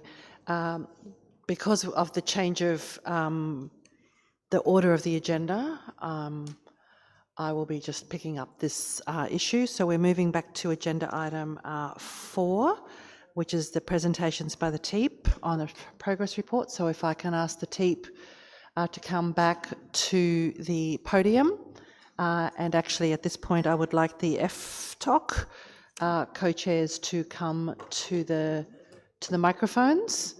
Bahrain, I think we were pending a question from you, so we'll wait until the FTOC is seated and then we will provide you with the microphone.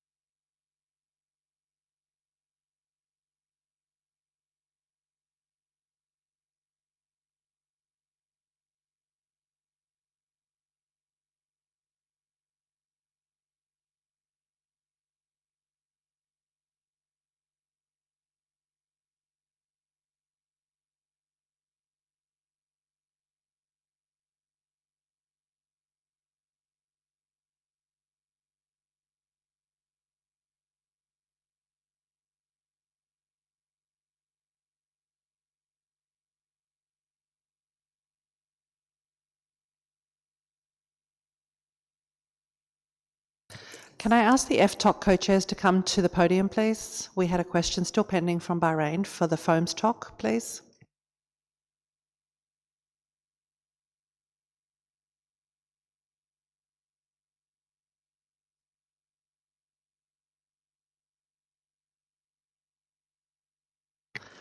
Okay, while we're chasing down the FTOC co-chairs, we will move on to the Fire Suppression Technical Options Committee.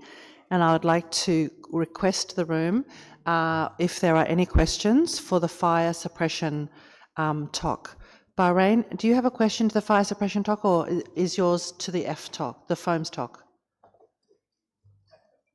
FTOC. So we'll come back to you. Okay, I know to come back to you. Yeah.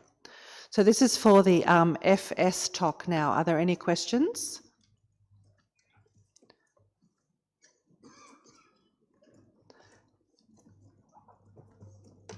I see some delegations wishing to take the floor. The European Union, Cameroon, United Kingdom, Switzerland, United States of America, and Barbados. Okay, we'll start with the European Union. You have the floor. Thank you, Madam Co-Chair. So first of all, we thank the FS Talk for a very good report. It gives us lots of food for thought, lots of stuff to chew on, but also, unfortunately, a lot of questions. I think we heard the FS Talk saying that we will have more info later this year, so that's already, of course, much appreciated. And we'll focus now on the most relevant ones, and we hope, of course, there'll be more time to maybe also clarify some of the detailed questions. What we see is that we have reduced the uncertainty from what was to about 2 decades to maybe 1 decade, so that's, of course, progress, but the year 2031 and 39, of course, are quite very different in terms of the urgency, so we need to work further on this. We heard you say that you're quite happy with how cooperation with the ICAO has started off. So our first question would be, have you been able to close the most relevant data gaps with this cooperation? What do you still need to bring down the uncertainty further, give us an even better approximation of when halon stocks would be very low, and what are the gaps in all this at the moment? So that would be the first question. A second question refers to what is table 3.5. That seems to be a central table where you show different scenarios. Unfortunately, in the report, we were not able to understand what these scenarios were. The numbers were there, they were different in different columns, and we weren't able to follow really what you have been doing. Your slide that you showed yesterday gave us a little bit more an understanding of what you meant, but I think we need to understand better why there are different numbers in different columns and what they all mean. And in connection to this, in the slide yesterday, I saw a number of 10 to 15% of aviation emissions, for instance, as an assumption. In recent talks with our industry, we have given a number that's about a magnitude lower. So I think really there, and we need to have a better understanding where we are on these numbers. A third question would be that for some of the uses, we do have alternatives, and you know we have in the EU the ozone regulation that also forces not only the new airplanes to adopt alternative technologies to halons, but also the retrofit in the case of cargo, for instance. So if we assume that all these measures that are current law at the moment, if they are fully complied with, we wonder what that means for our halon scenario. And we also hear that there's some good news in the USA about alternatives being available in these outstanding applications, and what that also means for the halons, a run out of halons in the end. So that's something we would like to know. And maybe a last question. We were a bit surprised by you in your report and also in the presentation yesterday putting an emissions map of Europe and specifying single countries. We were wondering, are there no emissions of halons elsewhere in the world? Or why are you focusing on one region only? Is it because you have the data available for this region? Are there other reasons why you do this? It was a little bit surprising to us to have this being spotlighted in this way. And maybe connected to this point, it was interesting to see that one of the reasons for putting that up, we understand, is to make a connection to where maintenance of aviation is taking place. From the map, we didn't necessarily see that connection too clearly. There may have been some points that are MRO locations, others were not there.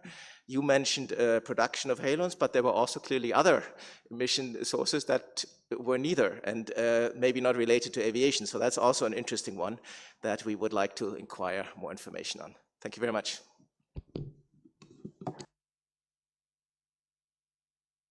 Thank you very much, EU. I'll collect a couple more questions and then turn to the FS talk. Cameroon, you're next on my list. You have the floor. Thank you very much, Madam Chair, for giving us the opportunity to ask questions on this aspect. We want to thank the FTalk for this very interesting presentation we had yesterday. It was quite educative. But the education or the information we got there, we had some fears.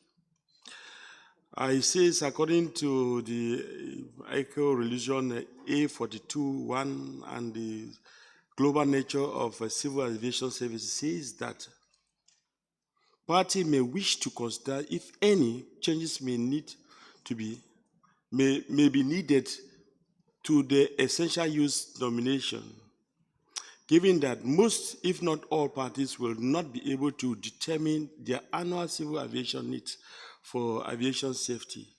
I want to maybe understand that aspect. It actually says currently the aircraft design in production will rely on halons 1301 for at least 50 years. And this one goes beyond the mandate of the FTalk. So the question is, does this mean that there's no hope for FTalk? Question, the second question, I had the presentation yesterday, still the last, I think it was the last slide. I actually talked about that by 2020, there's a mandate for 2024 that the new aircrafts, the halons, the cargo and the cargo bays, will be actually category not be using 1301. It's good news. This is 2024. We are now in 2026. Do we have cases that we may want to have to enjoy that this progress is really made? That's one. The second question. The third one is the map. I want to join EU what it said. The map that you presented, the slide showing hotspot emissions for 1301. In that, I had to the same impression that was just no information from the African continent. I was asking, with the many airlines that we have, do we mean that we have any information, or do you need to furnish us with more information from this sector to ensure the emissions that is covering all around? Thank you, Madam Co-Chair, for this, for giving the floor. Thank you. Thank you very much, Cameron. I might turn to the FS talk now to address that first tranche of questions.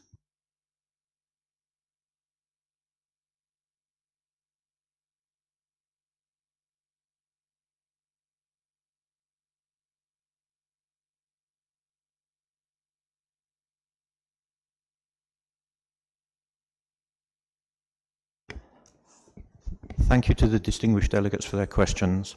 We're not going to take them in order because we're still pulling up the data that the European Union referred to, so I'm going to start with Cameroon, if that's okay. One of the first questions was the 50-year aircraft life.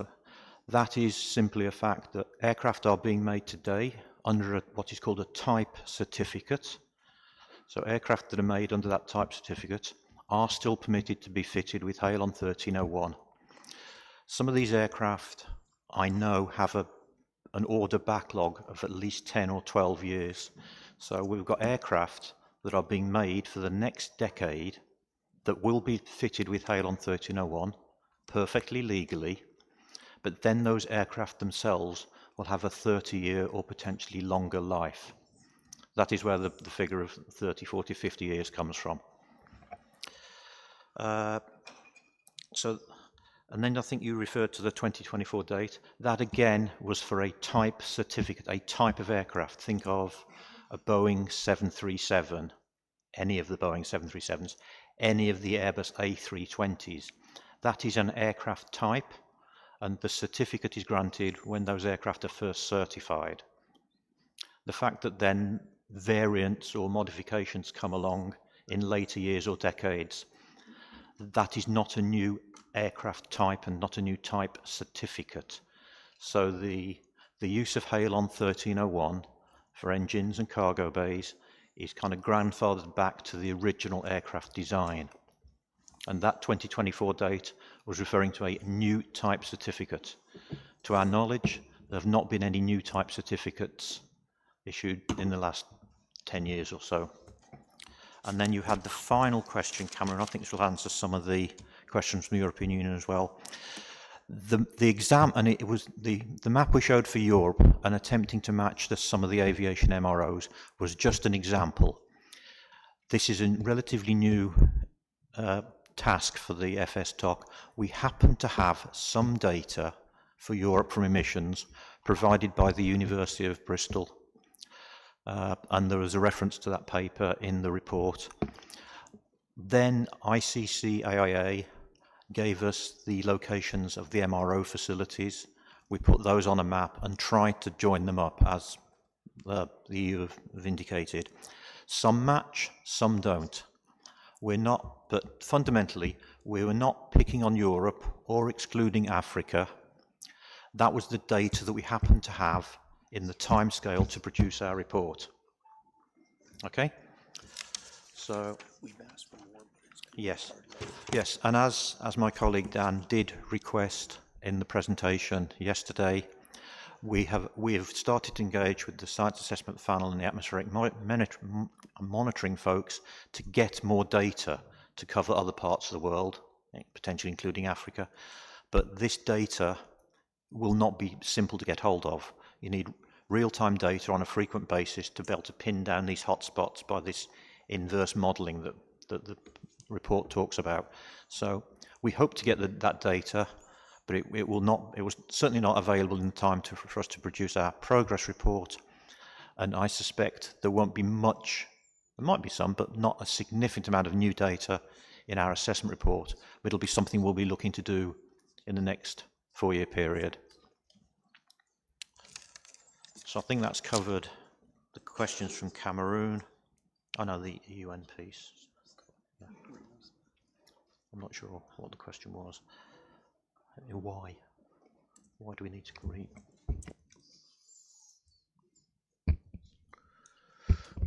In relation to the questions from the EU, thank you very much.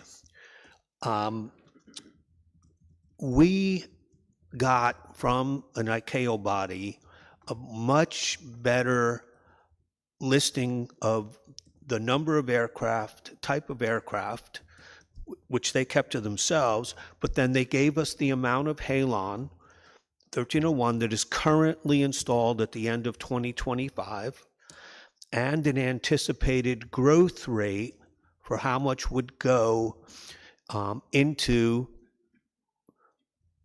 future aircraft year by year. And they gave us three scenarios. They gave us an average, a high, and a low. And so what we did is we used the average, high, and low with other variables, such as we set the amount installed based on those amounts going backwards and forwards. We looked at what a result of that would be in terms of how it changed what we estimate as the available bank.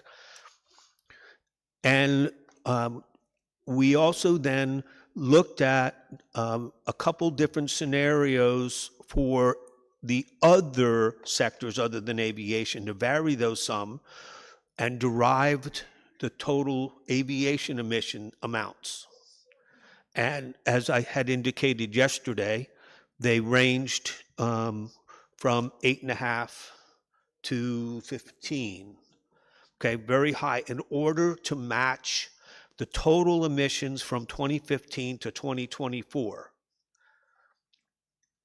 We also then set, using the same concept, we set the emission rates for all of the other sectors except for what we called other installed uses, and those are mainly what's available for future use. And we came up with a slightly smaller range, but still quite high as compared to others. We anticipate expanding the write-up on this in the quadrennial assessment with any new information we're able to get. We still have data gaps. We're not sure if those emission rates are as accurate as could be. We think we understand where the emissions are coming from, at least industry thinks they understand it. And some of this does make some sense, although they would, prefer to say that they're not quite that high. But the math doesn't change. We can't get the emissions to match without high aviation rates. The phase out in the European Union has not been incorporated into this, and I understand the EU position. It's difficult because there is no alternative. Now, we can do that scenario for the assessment report. If that is something that you're interested in, we will do that scenario. If that's okay with, yep, okay. I think that covers, the Cameroon question on EUNs. As I said yesterday, we are not raising it on our own volition. That was a request in the ICAO resolution, A4211, and so we are alerting the Montreal Protocol that the ICAO has raised this issue and is looking to UNEP, the FS TOC, to understand it and explain it to them, but also what they need to do. And they're here if people are interested in speaking to them. I'm sure we can arrange that. I believe that's it.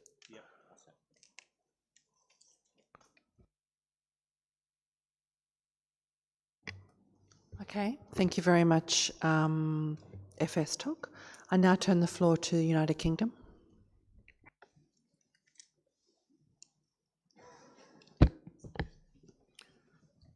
Thank you, Madam Co-Chair, and thank you to the TEEP and the FS Talk for their presentation and the reports.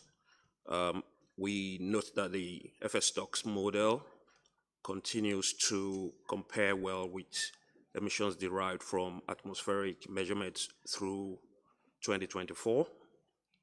This question is for FS Talk.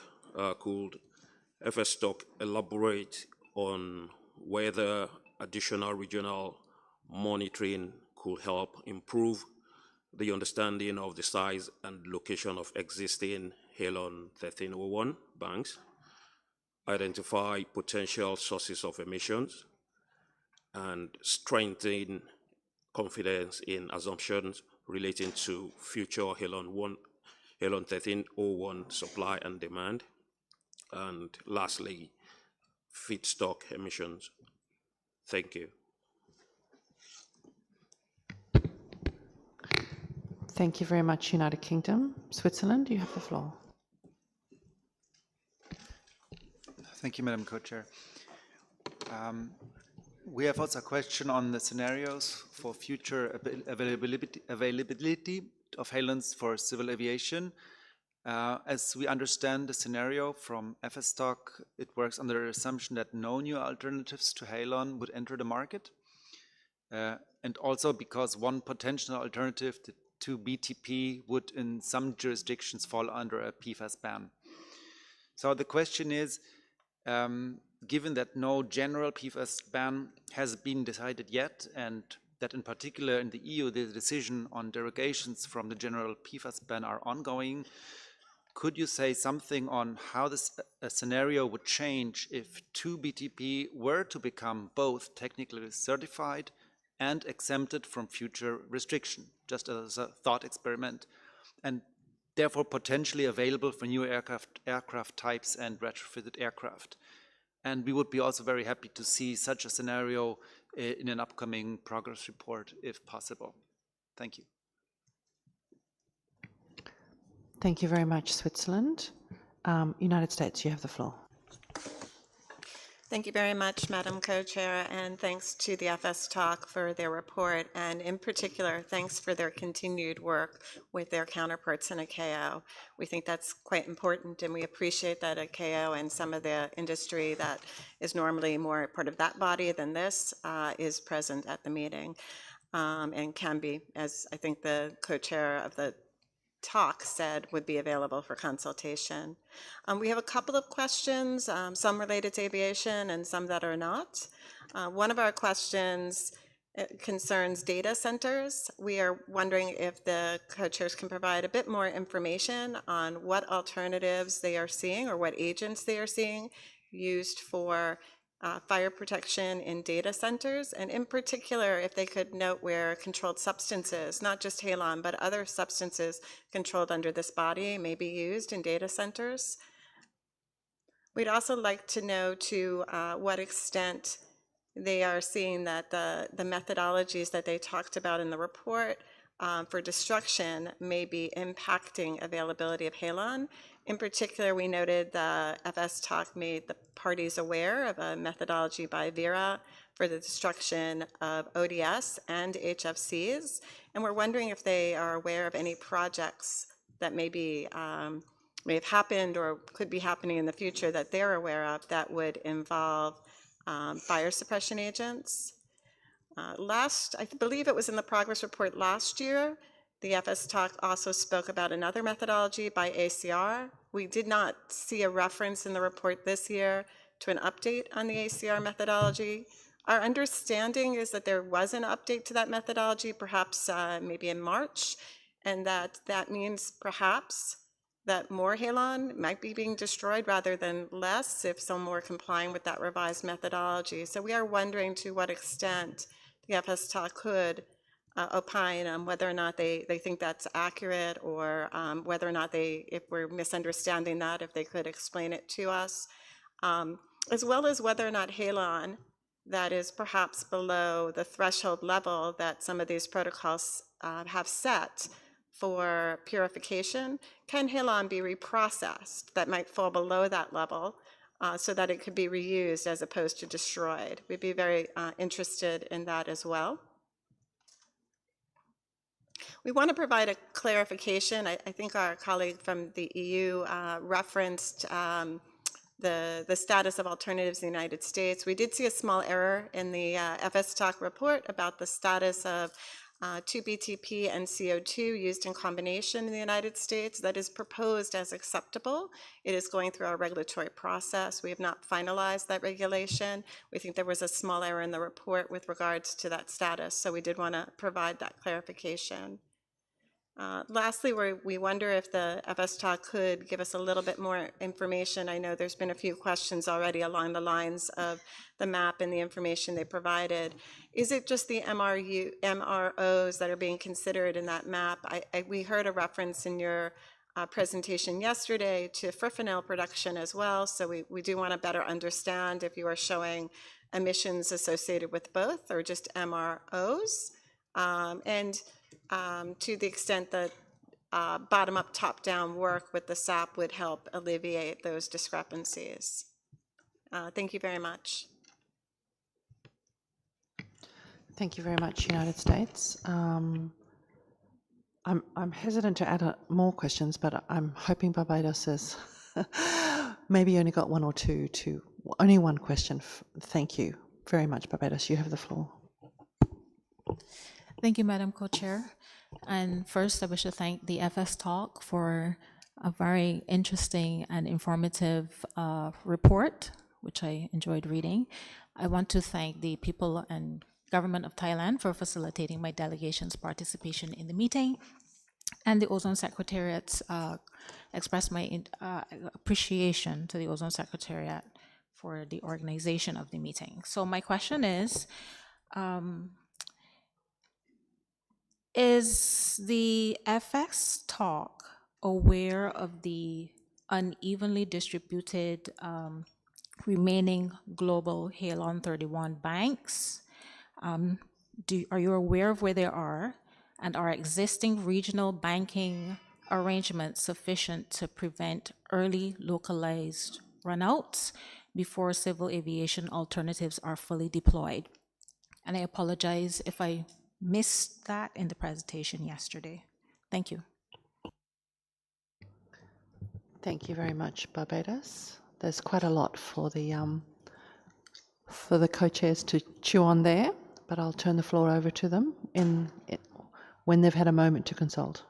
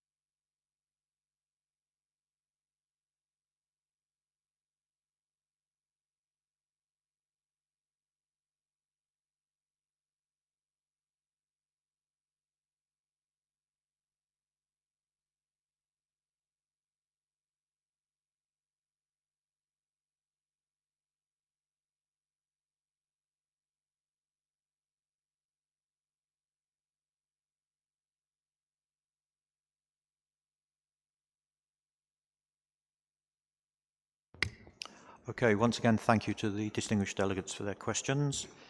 I'm going to probably take two or three at once and go back to the maps and the questions from the UK and others.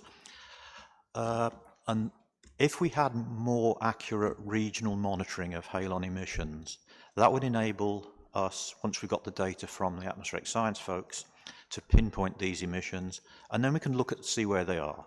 It might be an aviation MRO or some other Halon Servicing Centre. It could be a production site for feedstock emissions. It could be a production site of halon emitted during the manufacture of the final chemical, fipronil or something else. So the short answer to many of those questions is, if or when we get better regional monitoring, we will know a lot more about the emissions, where they're coming from, tie them to a specific industry or sector activity.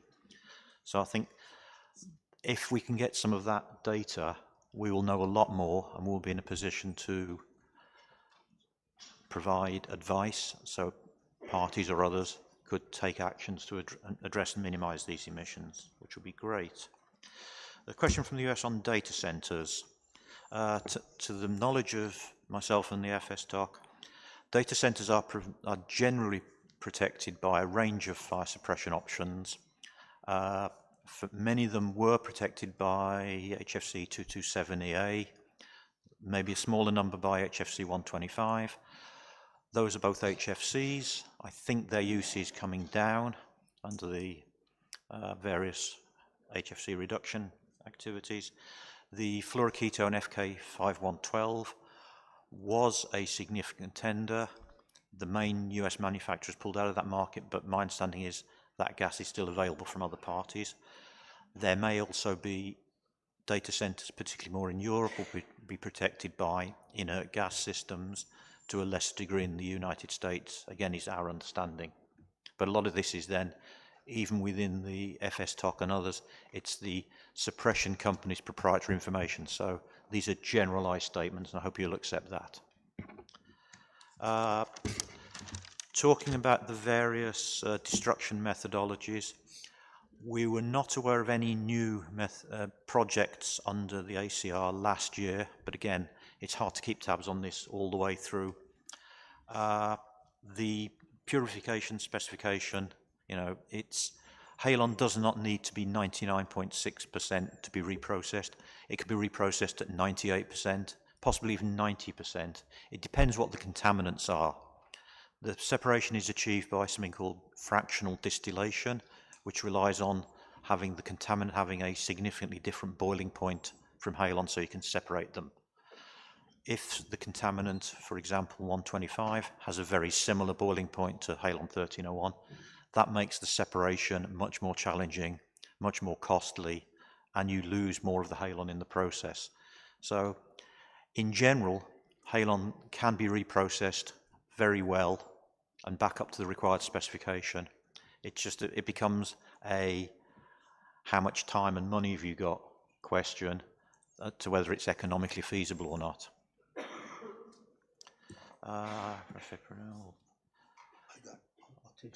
What about Barbados? Okay, turning over to my co-chair, Dan Fodonic. Thank you. In relation to the question on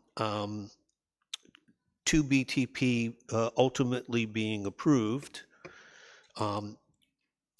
by the aviation industry itself, that would in fact begin to provide more available halon that can then be used to support the existing aircraft's needs in terms of, you know, refilling their bottles so that they're airworthy and under ICAO rules allowed to then fly. There are other ways as well that industry is looking at that we're hoping also extends out that run out date, and that is reducing aviation emissions. That's why we're trying to use those hotspot analyses. If we can center on where the emissions are coming from, we have a much better chance of reducing them. So as I had indicated to the European Union, we will provide a scenario that looks at meeting the 2040 date, which is the current only retrofit date that I'm aware of by any country. And that would need to then have the use of 2BTP, at least at this point in time, since that is really the only candidate that was getting close to being able to be certified. In the question on unevenly distributed halon, this is a significant issue, and we do raise it in many of our reports. What we can present are global numbers. Halon mixes in the atmosphere, has a long atmospheric lifetime in the troposphere. And so the numbers we get generally are from in global terms, and it's difficult to look at, at specific places. We are aware, though, that globally, halon is allowed to be traded. There are companies that specialize in finding amounts that are no longer needed, processing them to the standard of 99.6%, and selling them. We have also seen that there's transboundary movement issues related to the Basel Convention, but there's also transboundary movement related to local regulations. And so barring those out, there should be a fairly good ability to get halon from where it is to where it's needed. If that answers your question, okay. Thank you.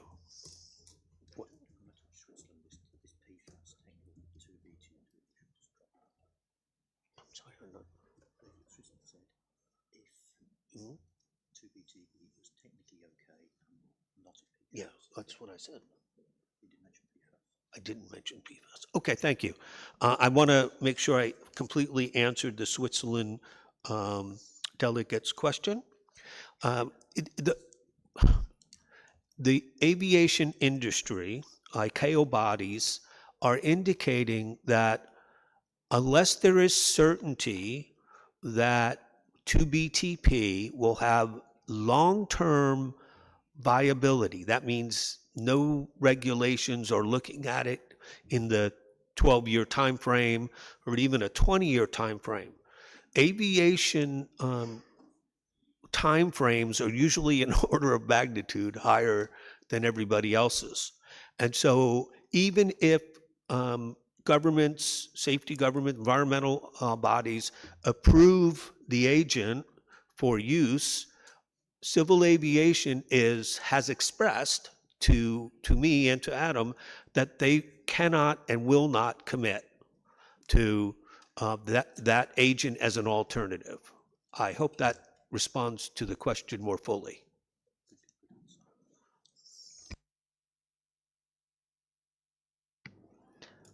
Thank you very much, FS Talk, and we will appreciate your answers to those questions in very short notice, so thank you very much for your time.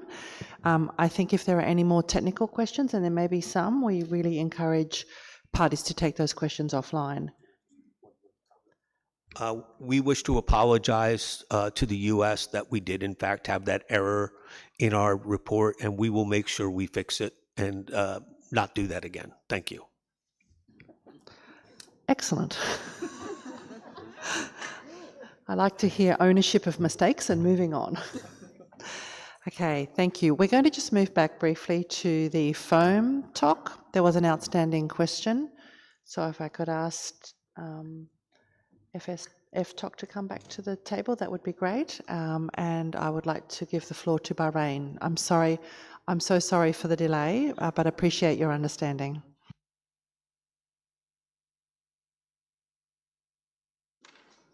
شكرا سيدة الرئيسة،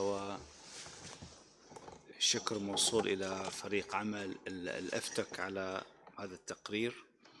وسؤالي فيما يخص المواد مسبقة الخلط pre-blended polyols. هل أواصل باللغة العربية أو كلامي واضح؟ طيب، وهل سيتبع أعتذر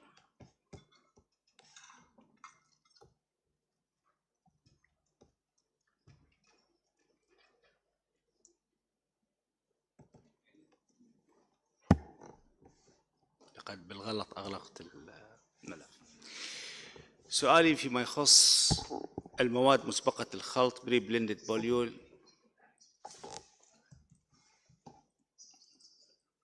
I will talk in English because I prepared that in English. So, intend to address pre-blended polyols containing HFCs. Will they be treated in a manner similar to approach adopted during the HCFC phase out, or will different consideration apply under the HFCs phase down? Furthermore, what assumptions has the RTF made regarding the availability, technical feasibility, and cost of the non-HFC alternatives for the pre-blended polyols, and how have these assumptions have been reflected in its funding estimates? So this is my question. Thank you very much.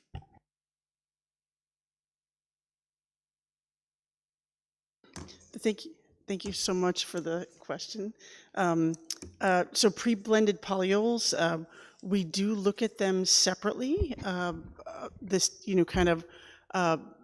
But there's limited A7 data. It's not, required reporting. So there's limited data around what is imported and exported in pre-blended polyols.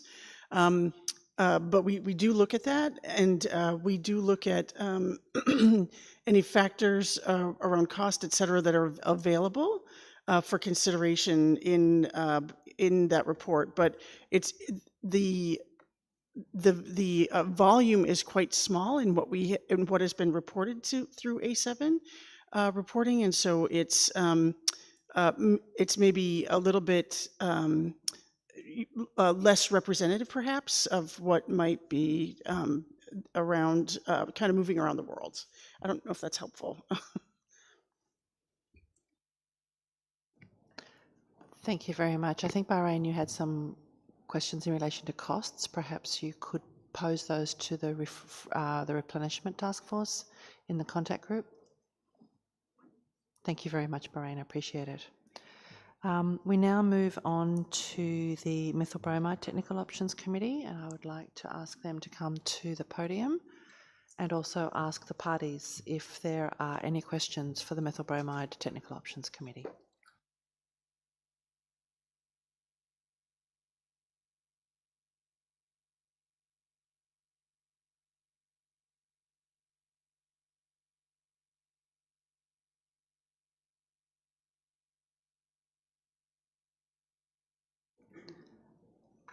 I don't see any delegates wishing to take the floor, except for Barbados. You have the floor. Thank you, Madam Co-Chair. Just one question. Considering the strict national health and safety restrictions targeting methylbromide alternatives, like sulfuryl, fluoride, or phosphine, which non-chemical or emerging chemical options show the highest regulatory readiness for global implementation, in your view, based on your research? Or would that depend on the pest? Thank you very much, Barbados. I think you might have asked quite a tricky question. But I see that the European Union has also asked for the floor. Yes, thank you, Madam Co-Chair. A number of questions, and it is mostly about understanding correctly your report. Some of the things we read in there are quite interesting. Number one question is, we see that the reduction in one country, New Zealand, is especially noteworthy.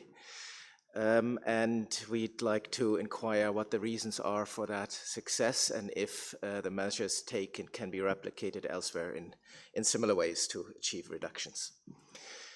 A second question would be that you write that alternatives are available, and could you therefore explain again which uses of methylbromide could already be replaced with alternatives and what savings this would give? Are these alternatives effective, and how about the human health aspects? Question number three, there seems to be, according to the report, a possibility of separating the QPS, the Q from the PS, and also the availability of alternatives for those two types of uses are are different, and would like to know if the TEEP could help us to separate these uses from each other. And a last question is that you mentioned in the report that some of the uses of methyl bromide for controlled uses could still be happening from the data that you have, and we just would like to have a little bit more detail on what that might be. Thank you very much. Thank you very much, EU. If there are no other delegates wishing to take the floor, I will turn to the MB-TOC for their responses to those questions. Thank you very much.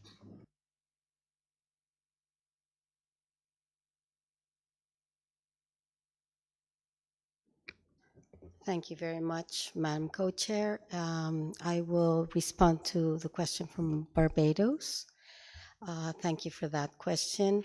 Yes, it will be dependent on the pest and the actual circumstances of the application, but there are non-chemical alternatives in many instances that can be looked at.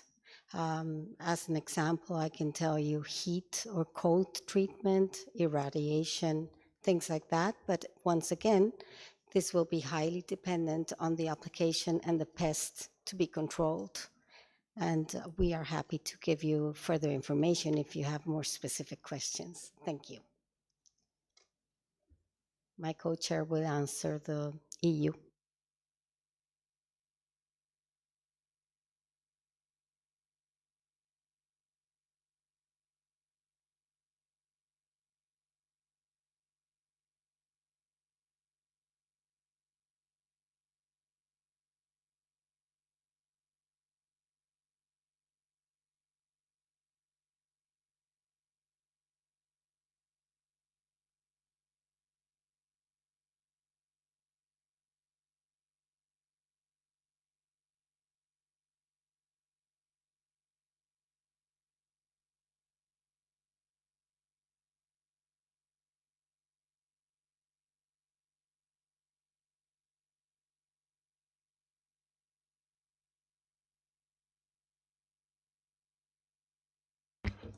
In response to the questions from the EU, we'll hopefully get them all responded, but if not, come back. So firstly, the question about what has happened in New Zealand to reduce the large amount of QPS use from about 800 tonnes down to, well, 20 and 40 currently, is that they implemented policies on emissions. In response to the protocol and to human safety standards, they implemented a policy to stepwise reduce emissions down from, I believe, 2023 down to 2032, where they will come down to very close to zero in the atmosphere. And that has impacts on use of methyl bromide because you will emit. And in doing so, that has meant that industry has responded by recapture. So they have a requirement to recapture those emissions from timber stacks or any containers, etc. And that in itself reduces emissions of methyl bromide to the atmosphere. And during our presentation, we mentioned that that is a process that could be used on many applications of QPS, and it's driven by policy in New Zealand. The second question was the, well, I'll go to the third, which was the separation between the quarantine and the pre-shipment uses. Yesterday we mentioned that quarantine uses are generally for exotic pests. That means they do not occur within a country. Pre-shipment uses are for common pests, for hygiene, and generally for export of a commodity going from a country. And obviously 21 days before pre-shipment. So the quarantine is for a pest that's not there, therefore you need a very high level of disease control under Probit 9, which is 99.999% control. Non-quarantine pests don't require that same level of control, therefore there's a much broader range of alternatives available for pre-shipment. There is confusion amongst parties about that those distinctions, but they are quite clear in lots of reports that are out there. And MEBTOC, over many years, has assessed alternatives and over 200 reports which show that there are alternatives that deliver the disease control required for pre-shipment. And that is something that we've put in front of the parties, that perhaps that could be looked at under the definition.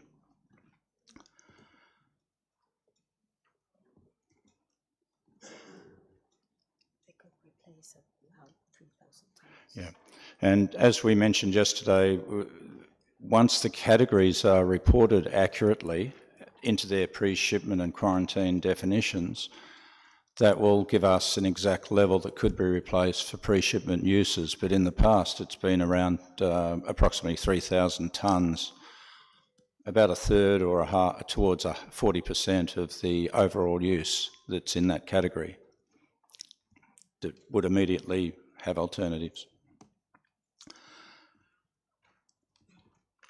We had a question at the end about some of the controlled uses may be for, some of the uses may be for controlled uses, and that is still continuing. Even at this meeting, I had someone say that that may be occurring, but in reports that we've had over the last couple of years, we've had very extensive surveys in countries that show that some of the uses are still controlled uses happening in those countries or in that country.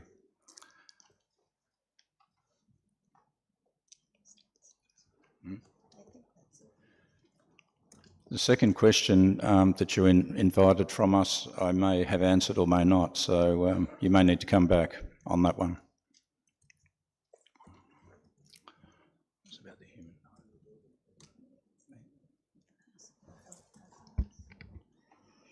Thank you very much, methylbromide co-chairs. I appreciate your time at the podium, and I think if there is any further clarifications required, perhaps they could be taken offline in the interests of time. I now invite the MACTOC, the Medical and Chemicals Technical Options Committee co-chairs, to come to the podium, and I also invite parties to propose any questions they may have for the Medical and Chemicals Technical Options Committee. The floor is open.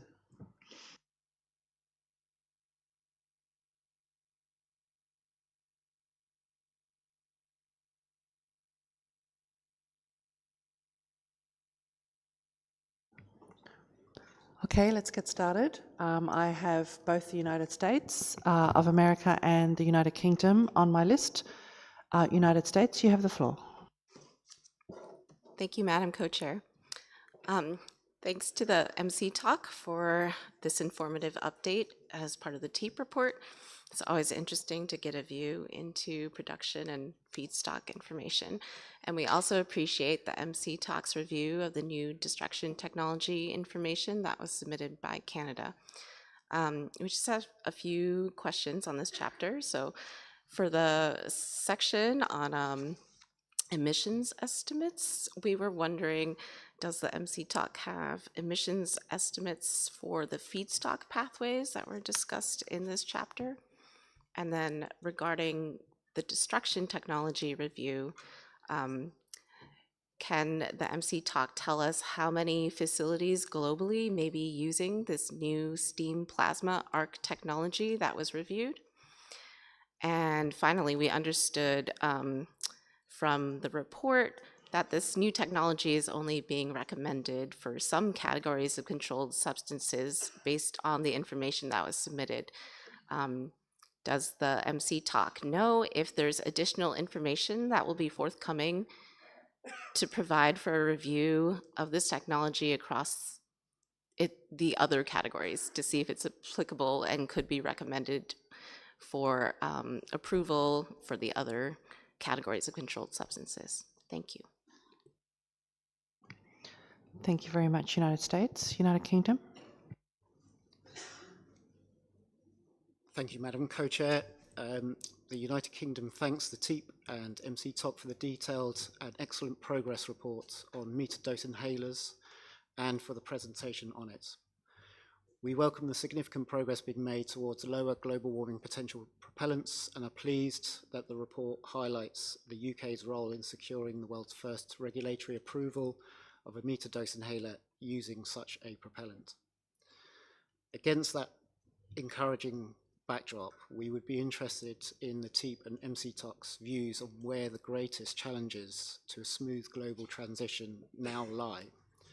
In particular, does the panel see the principal barriers as relating to regulatory approval processes, manufacturing capacity, the availability of pharmaceutical-grade propellants, both existing propellants and next-generation alternatives, or are there wider market factors? Thank you. Thank you very much, United Kingdom. I also now have the European Union and Bangladesh on my list. EU, you have the floor. Yes, thank you, Madam Co-Chair, and a number of questions. So we assume that the TIAP is aware of a new paper by Reimann et al. Showing that feedstock emissions are significant at 3.6%. There was a side event here on this issue yesterday. The question would be, how do these emission factors fit to the TIAP's own estimation of realistic emissions from production on feedstocks, and maybe compared to what in the past led us to, as parties, to call such emissions insignificant, which in 1994, I believe, was about 0.5% in the TIAP report. That would be our first question.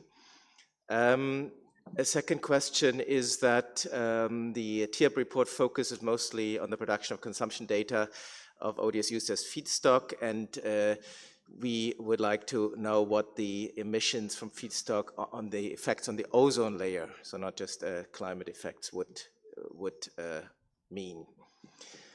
Another question refers to the production streams and which ones are most relevant, leading to the fact that we have increasing emissions of feedstock uses.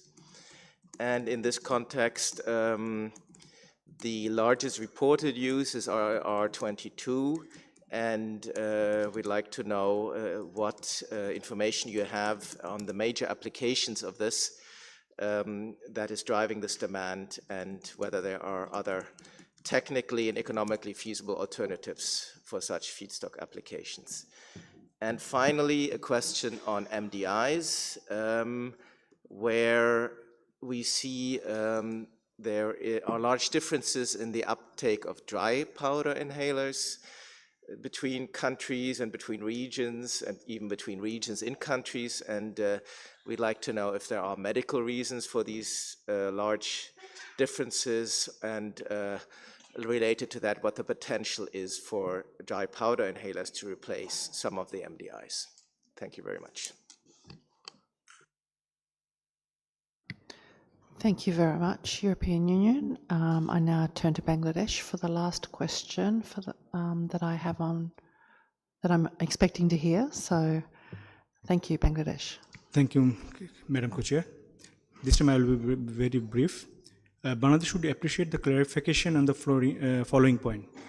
Will the 2026 quadrennial assessment report provide a more detailed assessment of the technical, regulatory, and economic challenges, including the investment requirements and technology transfer needs faced by Article 5 manufacturers in transitioning to low GWP propellants? Thank you. Sorry, Bangladesh. Are you referring to MDI? Yeah. Thank you. I thought you were, but I don't think you said it. So I just wanted to be clear, because there are numerous types of propellants. Okay, I might need to give the MC talk a few minutes, but in your own time.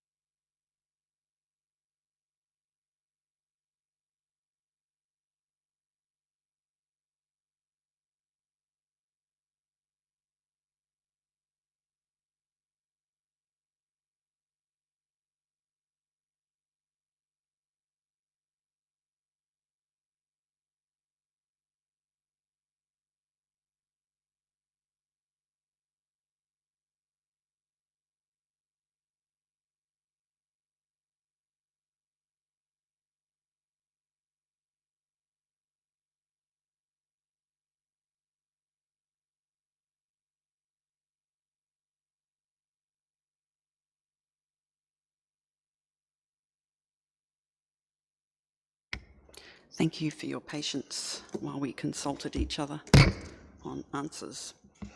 I'll start with, thank you for your questions, first of all. I'll start with responding to the questions from the United States on emissions estimates for feedstocks. We didn't present that this time around. We've got an assessment report at the end of the year where we do present that information. We'd appreciate your patience in waiting for that information in that report. Regarding your question around destruction technologies and how many facilities are currently using that technology, we're not entirely clear on that, and we're not quite sure whether it is in use. It's certainly a patented technology, and it could be that it's an emerging one rather than one that's in commercial use right now, but we weren't clear on that from the information provided to us. Regarding the groups of controlled substances, we assessed the information that was provided to us in the submission. It said that there was more tests had been done on kind of 90 different compounds, but we didn't know what those compounds were and we weren't provided with information. So again, we just did our evaluation on the information that was provided to us and our recommendation to parties around those substances in those groups of controlled substances. Certainly we could look at a further evaluation if more information became available. I might kind of jump to the EU's questions around, I'll stick on chemicals questions and then we'll go to MDI's questions at the end. So I'll answer the question from the EU about I think you were mentioning the 3.6% emission factor that was included in a recent paper by Ryman.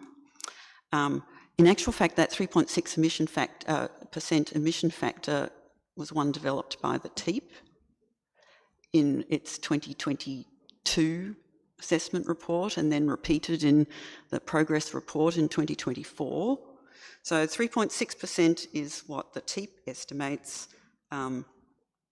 as a mean, most likely emission factor from production, feedstock use and distribution emissions. So the Ryman paper is kind of consistent with the top down and the bottom up are quite consistent there for what we've estimated recently. You referred to the 0.5% that TEEP estimated back in the early 1990s, and at the time the facilities that we were looking at were facilities primarily in the United States and the European Union. And at that time, 0.5% was our best estimate of emissions at that time. Obviously, we've refined that more recently in our 2022 assessment report. So we have been presenting to parties that emission factor has changed for some time. So it's up to parties as to what you do with that information. In terms of emissions impact on the ozone layer, I think that might be an issue for the SAP rather than for the TEEP. And I will pass to my colleague to address the question about 22 production uses and what major applications and whether there are alternatives, and I'll come back on the MDI questions. Relating to the EU's question on the feedstock use of the 22, yes, we all noticed that 22 take up about 50% of our feedstock use. The major increase comes from the increased demand on the TFE and the HFP, tetrafluoroethylene and the hexafluoropropylene. Especially for the HFP, it's the feedstock for the HFO 1234Y also the feedstock for the perfluoroketone as a fighting agent. And also, HFP can be used as a heat transfer fluid used in the data center, and nowadays more and more use on this fluid. Certainly, if there are small amount of use as CF2 alternatives for the CF3, mostly in the pharmaceutical use, but this takes a small amount. So concerning the alternatives, McTalk think it's very difficult to find an alternative routes to produce TFE and HFP. But there are some, for sure, for the CF2 applications, there are some routes. But concerning to the cost-effective ways, HCFC22 is widely used as a cost-effective feedstock for this application. Thank you.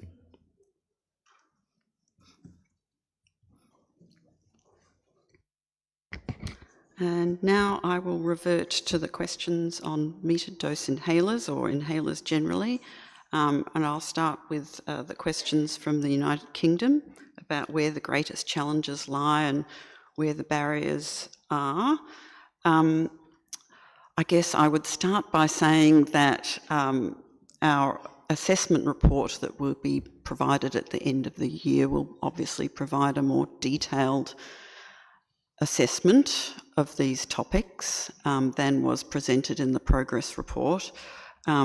But in terms of headlines of where those barriers might be, certainly we look at, in the assessment report, we've been looking at the issues of regulatory impacts on the availability of propellants, and also on the phase-down schedule of the Kigali Amendment and any impact that might have on the supply, the continuity of supply of HFC 134A and HFC 227EA, which are the current propellants in metered dose inhalers. We also look at the barriers for Article 5 countries, and we have quite a detailed section on that as well. So we did present those in a summary way in the progress report, and I refer you to that report. In terms of the pace of change, I think that obviously we're in the early stages of transition, and it's difficult to say how some of these challenges might play out over time. So at this stage, we're kind of indicating where the risk areas are, and certainly those would be in terms of whether the pace of transition will match the phase-down schedule under the Kigali Amendment, and whether those things would match up and whether there'll be supply available. But one of the things I would say is that both your health regulatory departments and pharmaceutical companies neither are in the business of denying supply of essential medicines to patients. And so we raise the idea of risks so that you, for example, can have conversations with your stakeholders to make them aware of those risks and smooth the way. So hopefully those risks won't eventuate. I think that there was also a question from the EU about DPI's uptake and whether they can replace MDIs and the differences in different regions. Some of those differences in different regions relate to affordability. DPIs are not very accessible or affordable in many parts of the world. And so that creates a barrier, for example, for Article 5 countries in terms of having DPIs as a suitable alternative. Also, as we've kind of indicated many times, DPIs are suitable for many, but not all patients. Very young patients, very old patients with poor inspiratory flow can sometimes not take a DPI. So those are all kind of issues with that alternative, even though they are a highly acceptable alternative for a large proportion of patients.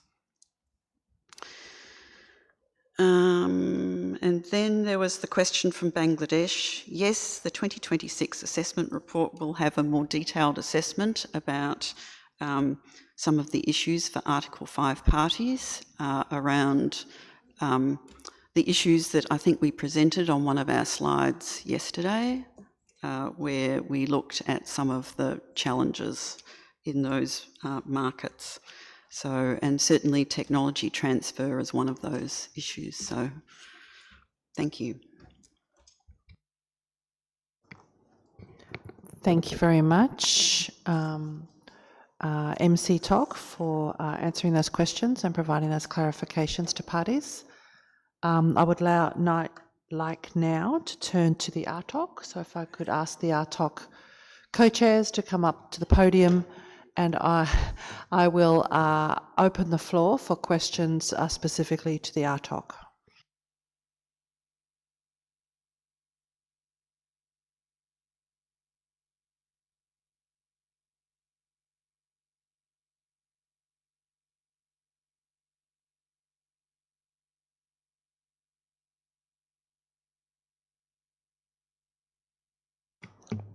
Thank you very much. Bahrain, you have the floor.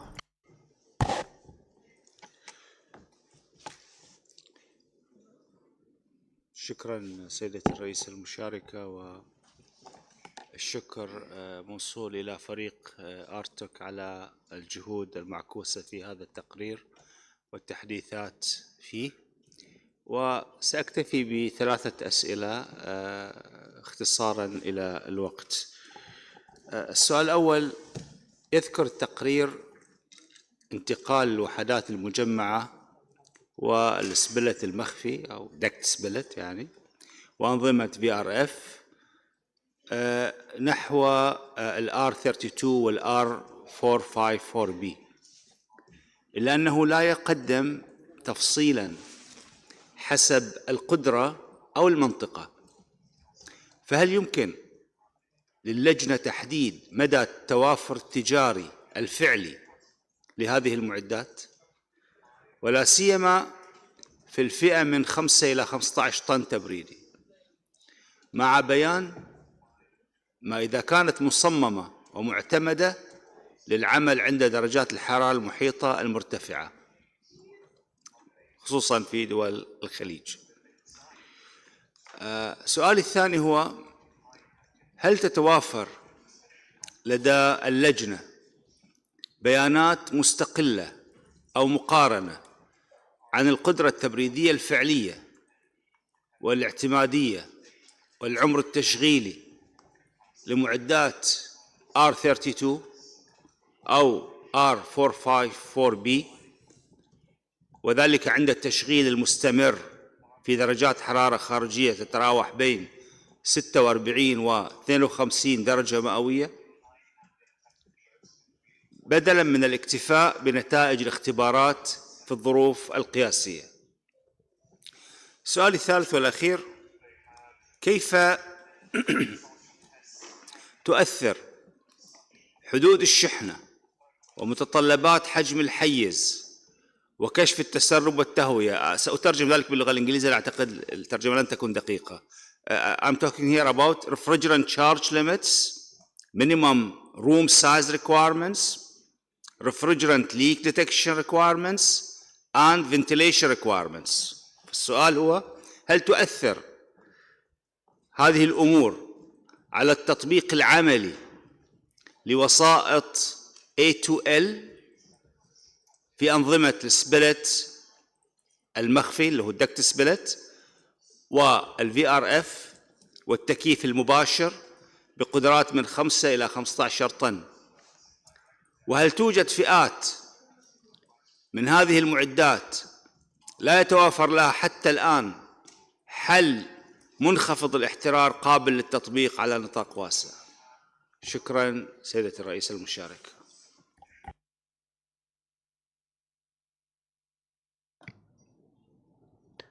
Thank you very much, Bahrain. On my list now, I have Trinidad and Tobago, the European Union, Australia, Vanuatu, and the United States of America. Trinidad and Tobago, you have the floor. Thank you, Madam Co-Chair. Trinidad and Tobago thanks the panel and particularly the co-chairs and members of the RTOC for the report and for the presentation. We speak in our national capacity, but the circumstances we describe are shared across many LVCs and low LVC countries. Our concern with Chapter 6 is not principally with what it contains, but with what its analysis does not reach. The terms LVC and VLVCs do not appear anywhere in the chapter.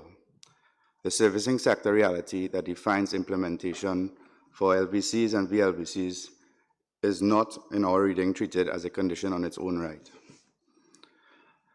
Our circumstances, nevertheless, in one of the chapter's own findings, the report states that the weakest links in LRM management are developing economies and small island states, owing to the lack of reclamation centers, poor cylinder returns, logistics, and insufficient destruction facilities. We accept that finding. For LVCs and VLVCs, it is accurate, but it is offered as a description of where implementation is weakest, rather than as a problem requiring further technical and economic examination. The report also states that full implementation Excuse me, Trinidad and Tobago, do you have a specific question to the team? I'm getting there. Thank you. Sure. Well, I'll just jump to my questions then. First, that the forthcoming RTOC assessment clarify how circumstances of LVCs and VLVCs are reflected in the global mitigation scenarios it cites, and identify limitations in applying those scenarios to parties that have no access to reclamation, destruction, or cylinder return systems. Second, that in implementation decision 37/3 on use and unwanted controlled substances, the panel, in identifying which destruction and reclamation facilities can accept refrigerants from other countries, also assess whether those facilities are practically accessible to LVCs and VLVCs. They should address the minimum economic shipment volumes, collections, and cylinder return logistics, and the principal cost drivers where information permits indicative ranges for regional and aggregated arrangements. Thank you. Thank you very much, Trinidad and Tobago, and thank you for your understanding. I now turn to the European Union. You have the floor. Thank you, Madam Co-Chair. We have 3 questions. Actually, 4 questions. So, question number 1, given that no refrigerant meets all requirements such as safety issues, costs, climate issues, efficiency, environmental effects, etc., how does the TIA prioritize trade-offs in their policy guidance? That would be question number 1. And on the question number 2, we've seen, and the TIAB has also highlighted that in the presentation yesterday in his report, that at least in Europe, we see in the commercial refrigeration sector a very successful conversion towards CO2 in the larger systems and R290 in the small systems. And more recently, we see propane in monoblock heat pumps being taken up very readily. So what in the view of the technical expert, the TEEP, are the key factors in enabling this transition in these sectors? And in the end, it is 3 questions, I'm sorry. Last one is on electrification, electrical mobility. We see that there is an increasing interest in CO2 and propane-based technologies in the electrification of cars. And based on the current technological developments and market trends, what role could these alternatives play in the future mobile applications? Thank you very much. Thank you very much, EU. I might pause there and turn to the RTOC for their responses to that first tranche of questions.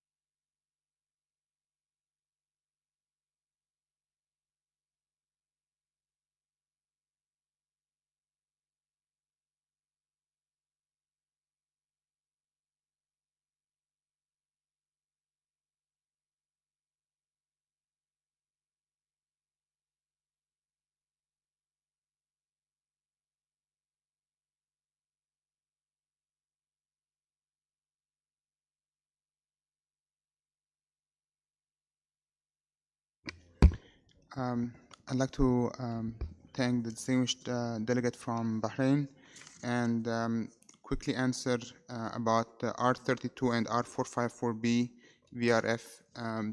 So the information that we have is that there are capacities in the range that he described 5 to 15 ton, but these are not necessarily for high ambient temperature environments. These are for conventional designs. Whether the capacity of systems degrade or not at high ambient temperature, 46 to 52 degrees C, we don't have an actual evidence on that. However, we know that the performance of R32 and R454B is better than the performance than the performance of R410A at these high ambient temperature or elevated temperatures. With regard to the question on the impact of refrigerant charge limits, room size limits, and leak detectors, and the impact on using ducted split and other air conditioning systems in the range of 5 to 15 tons, the limitation would be on using A3 refrigerants. However, using A2L refrigerants, there is evidence that there wouldn't be a problem, especially on the lower end of the range, 5 to 10 ton. There wouldn't be any problem.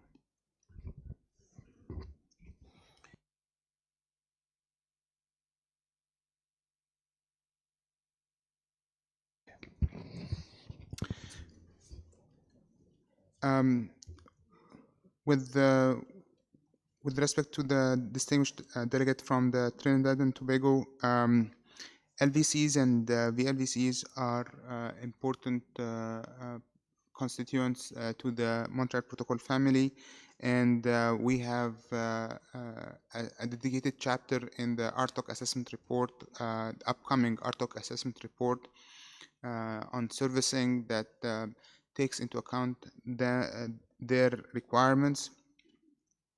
And we acknowledge the fact that we should have added more information in the TEEP progress report. We try to be brief in the progress report and keep some of the excitement for the assessment report. With regard to decision 37.3 and how to work with the unwanted substances, this actually goes into what was mentioned in chapter 8 of the RTF, where we have the estimate on the transboundary shipment under the Basel Convention, where experts from RTOC and experts from MC-Talk came up with an estimate of about $50,000 plus or minus. I don't remember the exact number, but around $50,000 as enabling the shipment or transboundary shipment for unwanted substances.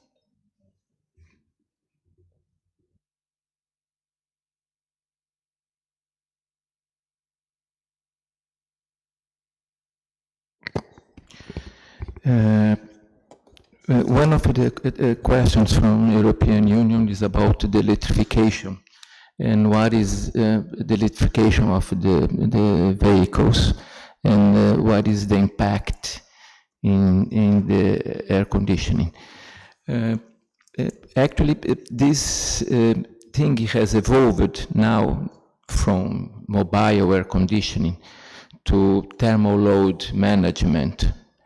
It's a wider activity, and in this case, new refrigerants or new systems, new technologies are being evaluated. CO2 for sure as one opportunity to position it in the game, because CO2 is very good as a refrigerant for heat pump. That's important for electrical vehicles that do not have engine gas for heating. And hybrid systems with propane using another indirect refrigerant is also being tested, is a promising alternative. Thank you, Roberto. If I might just add one more comment to what Roberto just answered. There is a very detailed section in the assessment report that's going to come out in December timeframe that addresses electrification of vehicles in a lot of detail. So there's a lot more detail coming out of that. The other two questions from the EU. The first was regarding how do we prioritize the trade-offs, because there is no single refrigerant that meets all the requirements. That is a question that equipment manufacturers and refrigerant manufacturers and everyone just has to constantly deal with. If it doesn't provide the cooling, then it doesn't matter how efficient it is. So that's not going to make the cut. So clearly it has to deliver the cooling capacity that you desire. But after that, the rest of the variables that you have to look at, it all depends upon the application. So I'll just leave it at that. That we don't make any recommendations as to how people should go about doing that. Your second question was regarding the growth of CO2 in large systems and propane in small systems, as well as monoblock heat pumps. What are the key factors enabling this growth?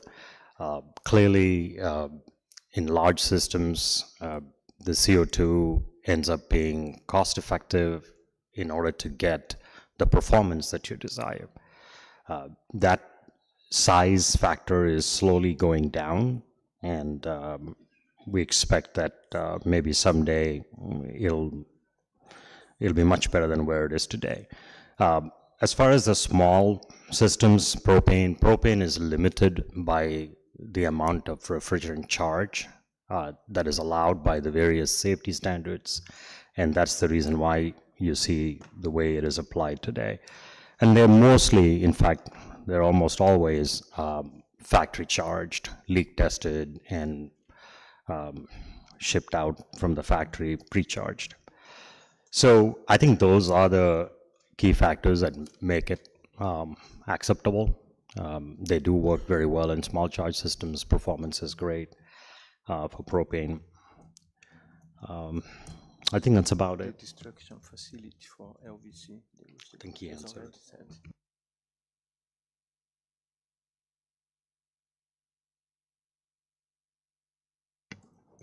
Thank you very much for those responses. I now turn to Australia. You have the floor. Thank you, Co-Chair. And we thank the RTOC for its very interesting progress report. We have a couple of questions that relate to data centers and cooling in data centers. We're interested in, obviously, there's a great deal of growth in the data center space currently. We wonder if the experts could comment on the effects of that growth on demand for refrigerants from that sector, and specifically could comment a little more on the main refrigerants you're seeing used in that sector and the methods of cooling being used. And as a final question, we're keen to understand whether the progress report will cover data centers in some detail. Thank you very much. Thank you very much, Australia, for being so brief. I turn to Vanuatu. You have the floor. Thank you, Madam Chair. Vanuatu wish to join other delegates to thank the Technology and Economicization Panel and the RTOC for the comprehensive report on life cycle refrigerant management. We welcome the report and appreciate the recognition of the challenges faced by developing countries, particularly small island developing states, in implementing the LRM. As many Article 5 parties are now completing refrigerant inventories and moving towards implementation, Vanuatu sees this as an important opportunity to strengthen refrigerant management throughout the entire life cycle. In this regard, Vanuatu would welcome the DIP's reflections on the key priorities interventions that would be considered by small island developing states to effectively implement LRM, particularly where the national reclamation and destruction facilities may not be economically feasible. We would also appreciate the DIP's view on whether regional approach could provide practical and sustainable solutions for small island developing states in advancing life cycle refrigerant management. We also believe that further guidance in this area will greatly assist Article 5 parties in designing practical and sustainable LRM systems that supports both compliance under the Giggle Amendment and broader climate objective. I thank you, Madam Co-Chair. Thank you very much, Vanuatu. I did hear a couple of questions in that intervention. United States, you have the floor. Thank you, Madam Co-Chair. Thanks to the RTOC for the updates provided in this chapter. It's always good to see that there's new developments and progress being made across so many categories of equipment. We just have 3 questions. So in table 6.1, we saw that there were 7 new refrigerant blends listed by ASHRAE. We want to ask the RTOC if they could tell us more about the characteristics of these refrigerant blends and what applications they're intended to be used for, and have they begun to be used already? We noted that several of these blends have fairly sizable ODPs. At least one of them appears to include HFC 23, and compared to other legacy refrigerants such as 404A, the GWP of this blend seems to be much higher. So are there particular uses where these refrigerants would be advantageous? And also, could you confirm if one of these blends listed in the table includes a PFC? Second, we noted that there was a table listing international RACHP safety standards. So there were 2 IEC and 1 ISO series listed here, and we were wondering what is the timeline expected for updates to be completed for these standards? The report simply indicated that they're currently under revision. And finally, the report noted that MEPS, minimum energy performance standards, and corresponding energy labels remain the primary regulatory instruments to permanently remove inefficient RACHP equipment from the market. So we'd like to ask the RTOC, is there an estimate of the percentage of countries that have either MEPS or energy labeling schemes, or both of these types of regulatory things in place? Thank you. Thank you very much, United States. I have two more countries on my list to ask questions of the ATOC, that being Bangladesh and Egypt. If any other countries wish to ask questions for the ATOC, can you please make your intentions known now? I don't see any other countries wishing to ask questions, so I'll turn now to Bangladesh. You have the floor. Thank you, Madam Co-Chair. Bangladesh appreciates the work of the Refrigeration Technical Options Committee on refrigerant life cycle management. Bangladesh is currently implementing a national ODS bank inventory project with the help of the multilateral fund to develop a national strategy for refrigerant recovery, recycling, reclamation, and environmentally sound destruction. In this context, we would appreciate TIP's views on whether TIP intends to develop technical guidance or best practice communications for establishing national refrigerant reclamation network for Article 5 parties. Thank you. Thank you very much, Bangladesh. And finally, Egypt. Can you please provide your question? Thank you.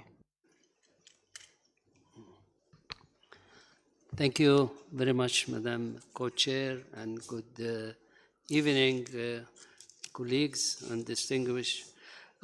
This is the first time to take the floor, so we'd like to add our voice to those who thanks government of Thailand and also the Ozone Secretariat. Special thanks to TIP for preparation of this report, and we appreciate all the technical support and effort they are doing for our work, and we depend on their guidance in the implementation of our activity and achieving our goal. My question about the table 5.4, which is about the reclamation recommendation for list of approved destruction technology. I know that there is a decision of the party to list the technology, but my concern is about the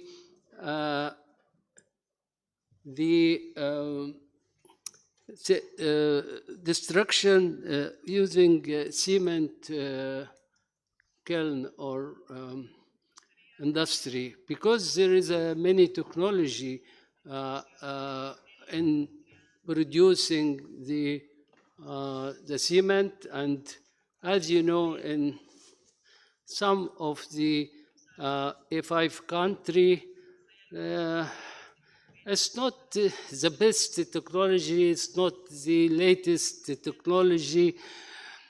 So, to be short, that in case the destruction process may have some negative environmental impact if not properly managed, like the air emission of CO2, nitrous oxide, sulfur, particular some acidic gases. Also, the energy consumption is very high. The temperature high means you use depend on the energy and the source of energy. So we will have a carbon emission. Also, incomplete.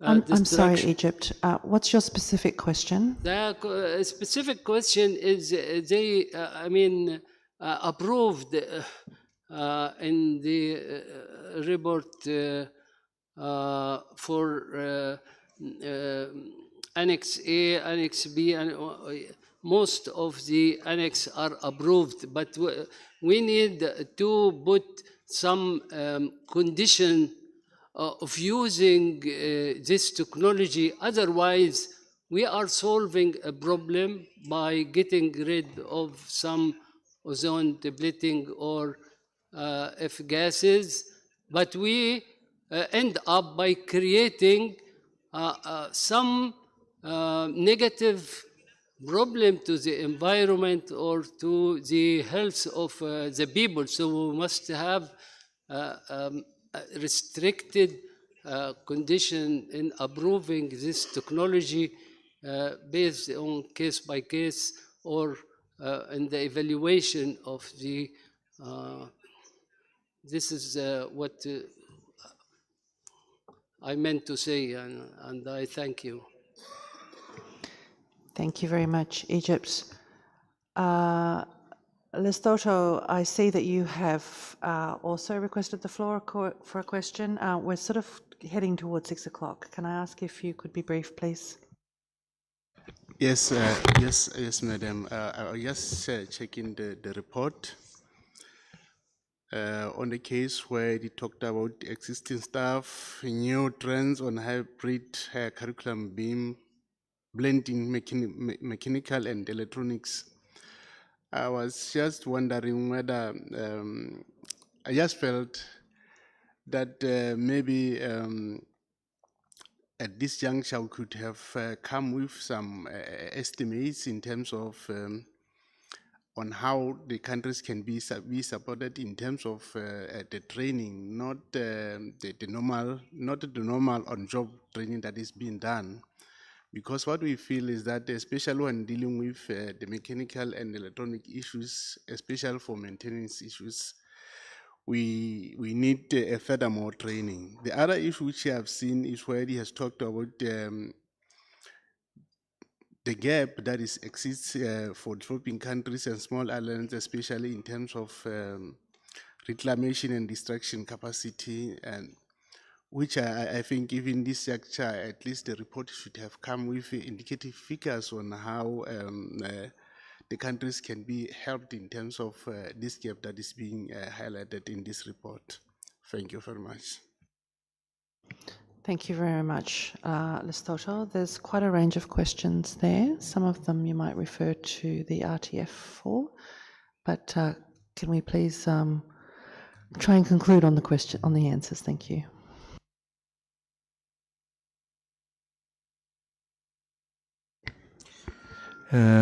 Thank you again for the questions. There are 3 questions from distinguished delegates from Vanuatu, Bangladesh, and Lesotho that have common aspects.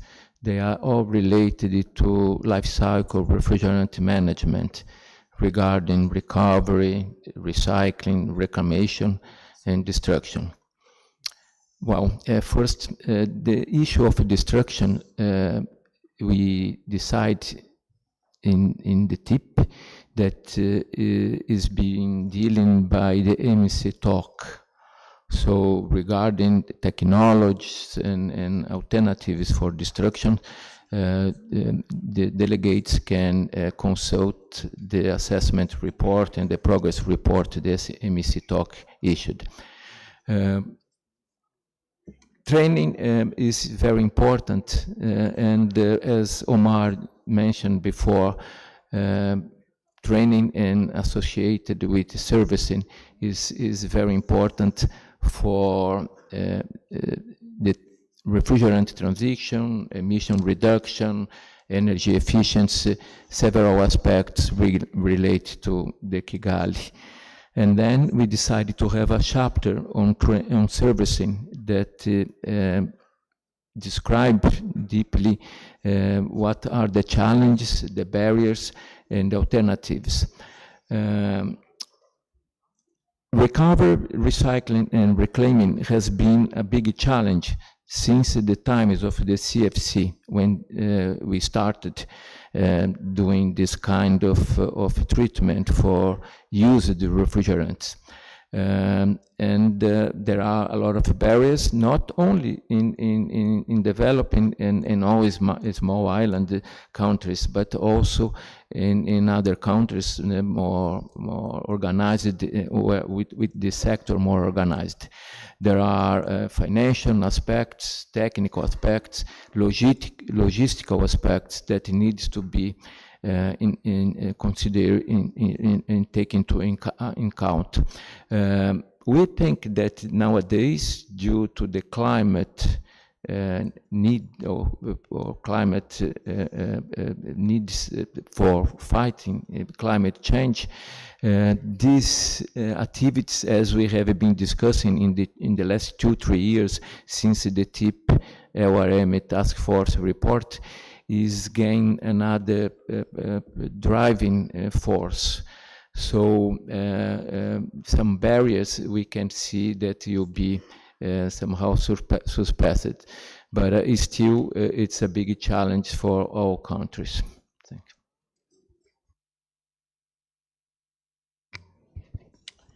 you. With respect to the question from the distinguished delegate from the US on table 6.1, these 7 new refrigerant blends were just approved by ASHRAE 34 or ISO 817 recently, and companies are just starting to find ways to implement them in products. So we are not aware of any companies or any products that use these products. One of these refrigerant blends, R96A, indeed contain 2 PFCs, R14 and R116. These are 2 PFCs. This refrigerant mixture is actually designed to have a very low bubble point temperature, which can be used for ultra low temperature refrigeration application. There was another question regarding MEPS as a primary regulatory element, or MEPS and labels. And while we don't have this number in this report, and briefly cover it in the upcoming assessment report, the number of countries with MEPS and labels or MEPS and or labels in air conditioning is about 149. And MEPS and or labels in domestic refrigeration is about 135 countries out of the 192 member states. Thank you, Omar. There was another question from the United States about the safety standards. There are safety standards that are national as well as regional, and these we listed here are international safety standards, and they are under continuous update and revision. So there are the committees that are always working on updating them, and I'll just leave it at that for now. Then there was another question from Australia about data centers and the effect of growth of data centers on refrigerants demand. And the answer is clearly growth in data centers will increase the demand for cooling. And the fortunate thing is that there are lots of new ways of cooling data centers that are being researched and innovated and applied. And I think it is recognized that data centers are a big source of cooling need. But I think what will happen, just to give you an idea, 1234 ZE and 1233 ZE, they're all low GWP refrigerants that tend to be used in data centers in traditional cooling technologies. But I think what is of more concern is probably not the refrigerants themselves, because the direct impact from the refrigerants, it's going to be minuscule compared to the energy impact. So, you know, do you want to pay attention to the 99.9% of the problem or the 0.1% of the problem? So I'll leave it at that. Thank you. Yes, thank you. Omar just reminded me that we have a whole chapter on data centers in the assessment report.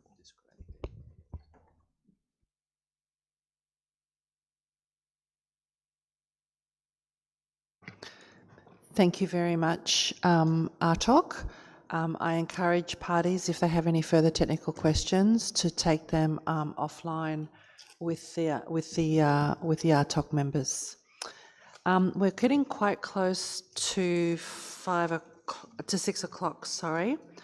I'm going to test the room and see if there are any parties wishing to take the floor on PFAS, which is Chapter 7 of the TEEP report. If there are many parties wishing to take the floor, we will leave this until tomorrow. But if there's only one or two, we might be able to squeeze it in before we finish for tonight.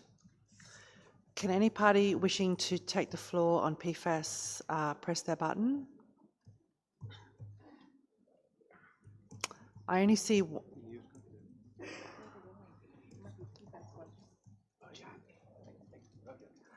two delegations wishing to take the floor.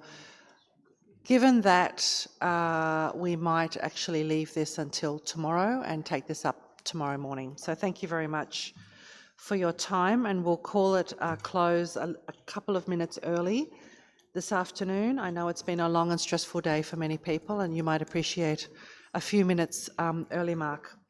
Before we finish, I'd like to draw your attention to some new CRPs. On the website, there are some unedited advanced copies of CRP 4 and 5 on the website, and we will try and find time to introduce them into plenary, hopefully tomorrow or Thursday at the latest.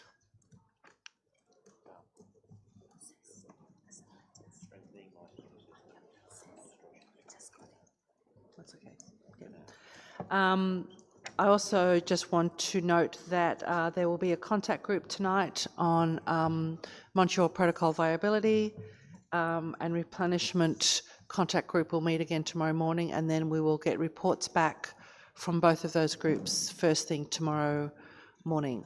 So unless there are any other pressing issues, we will adjourn the OEWG for tonight, and let you get on with your other plans for this evening, whether they be dinner, side events, or another contact group. So thank you very much and good night, everyone.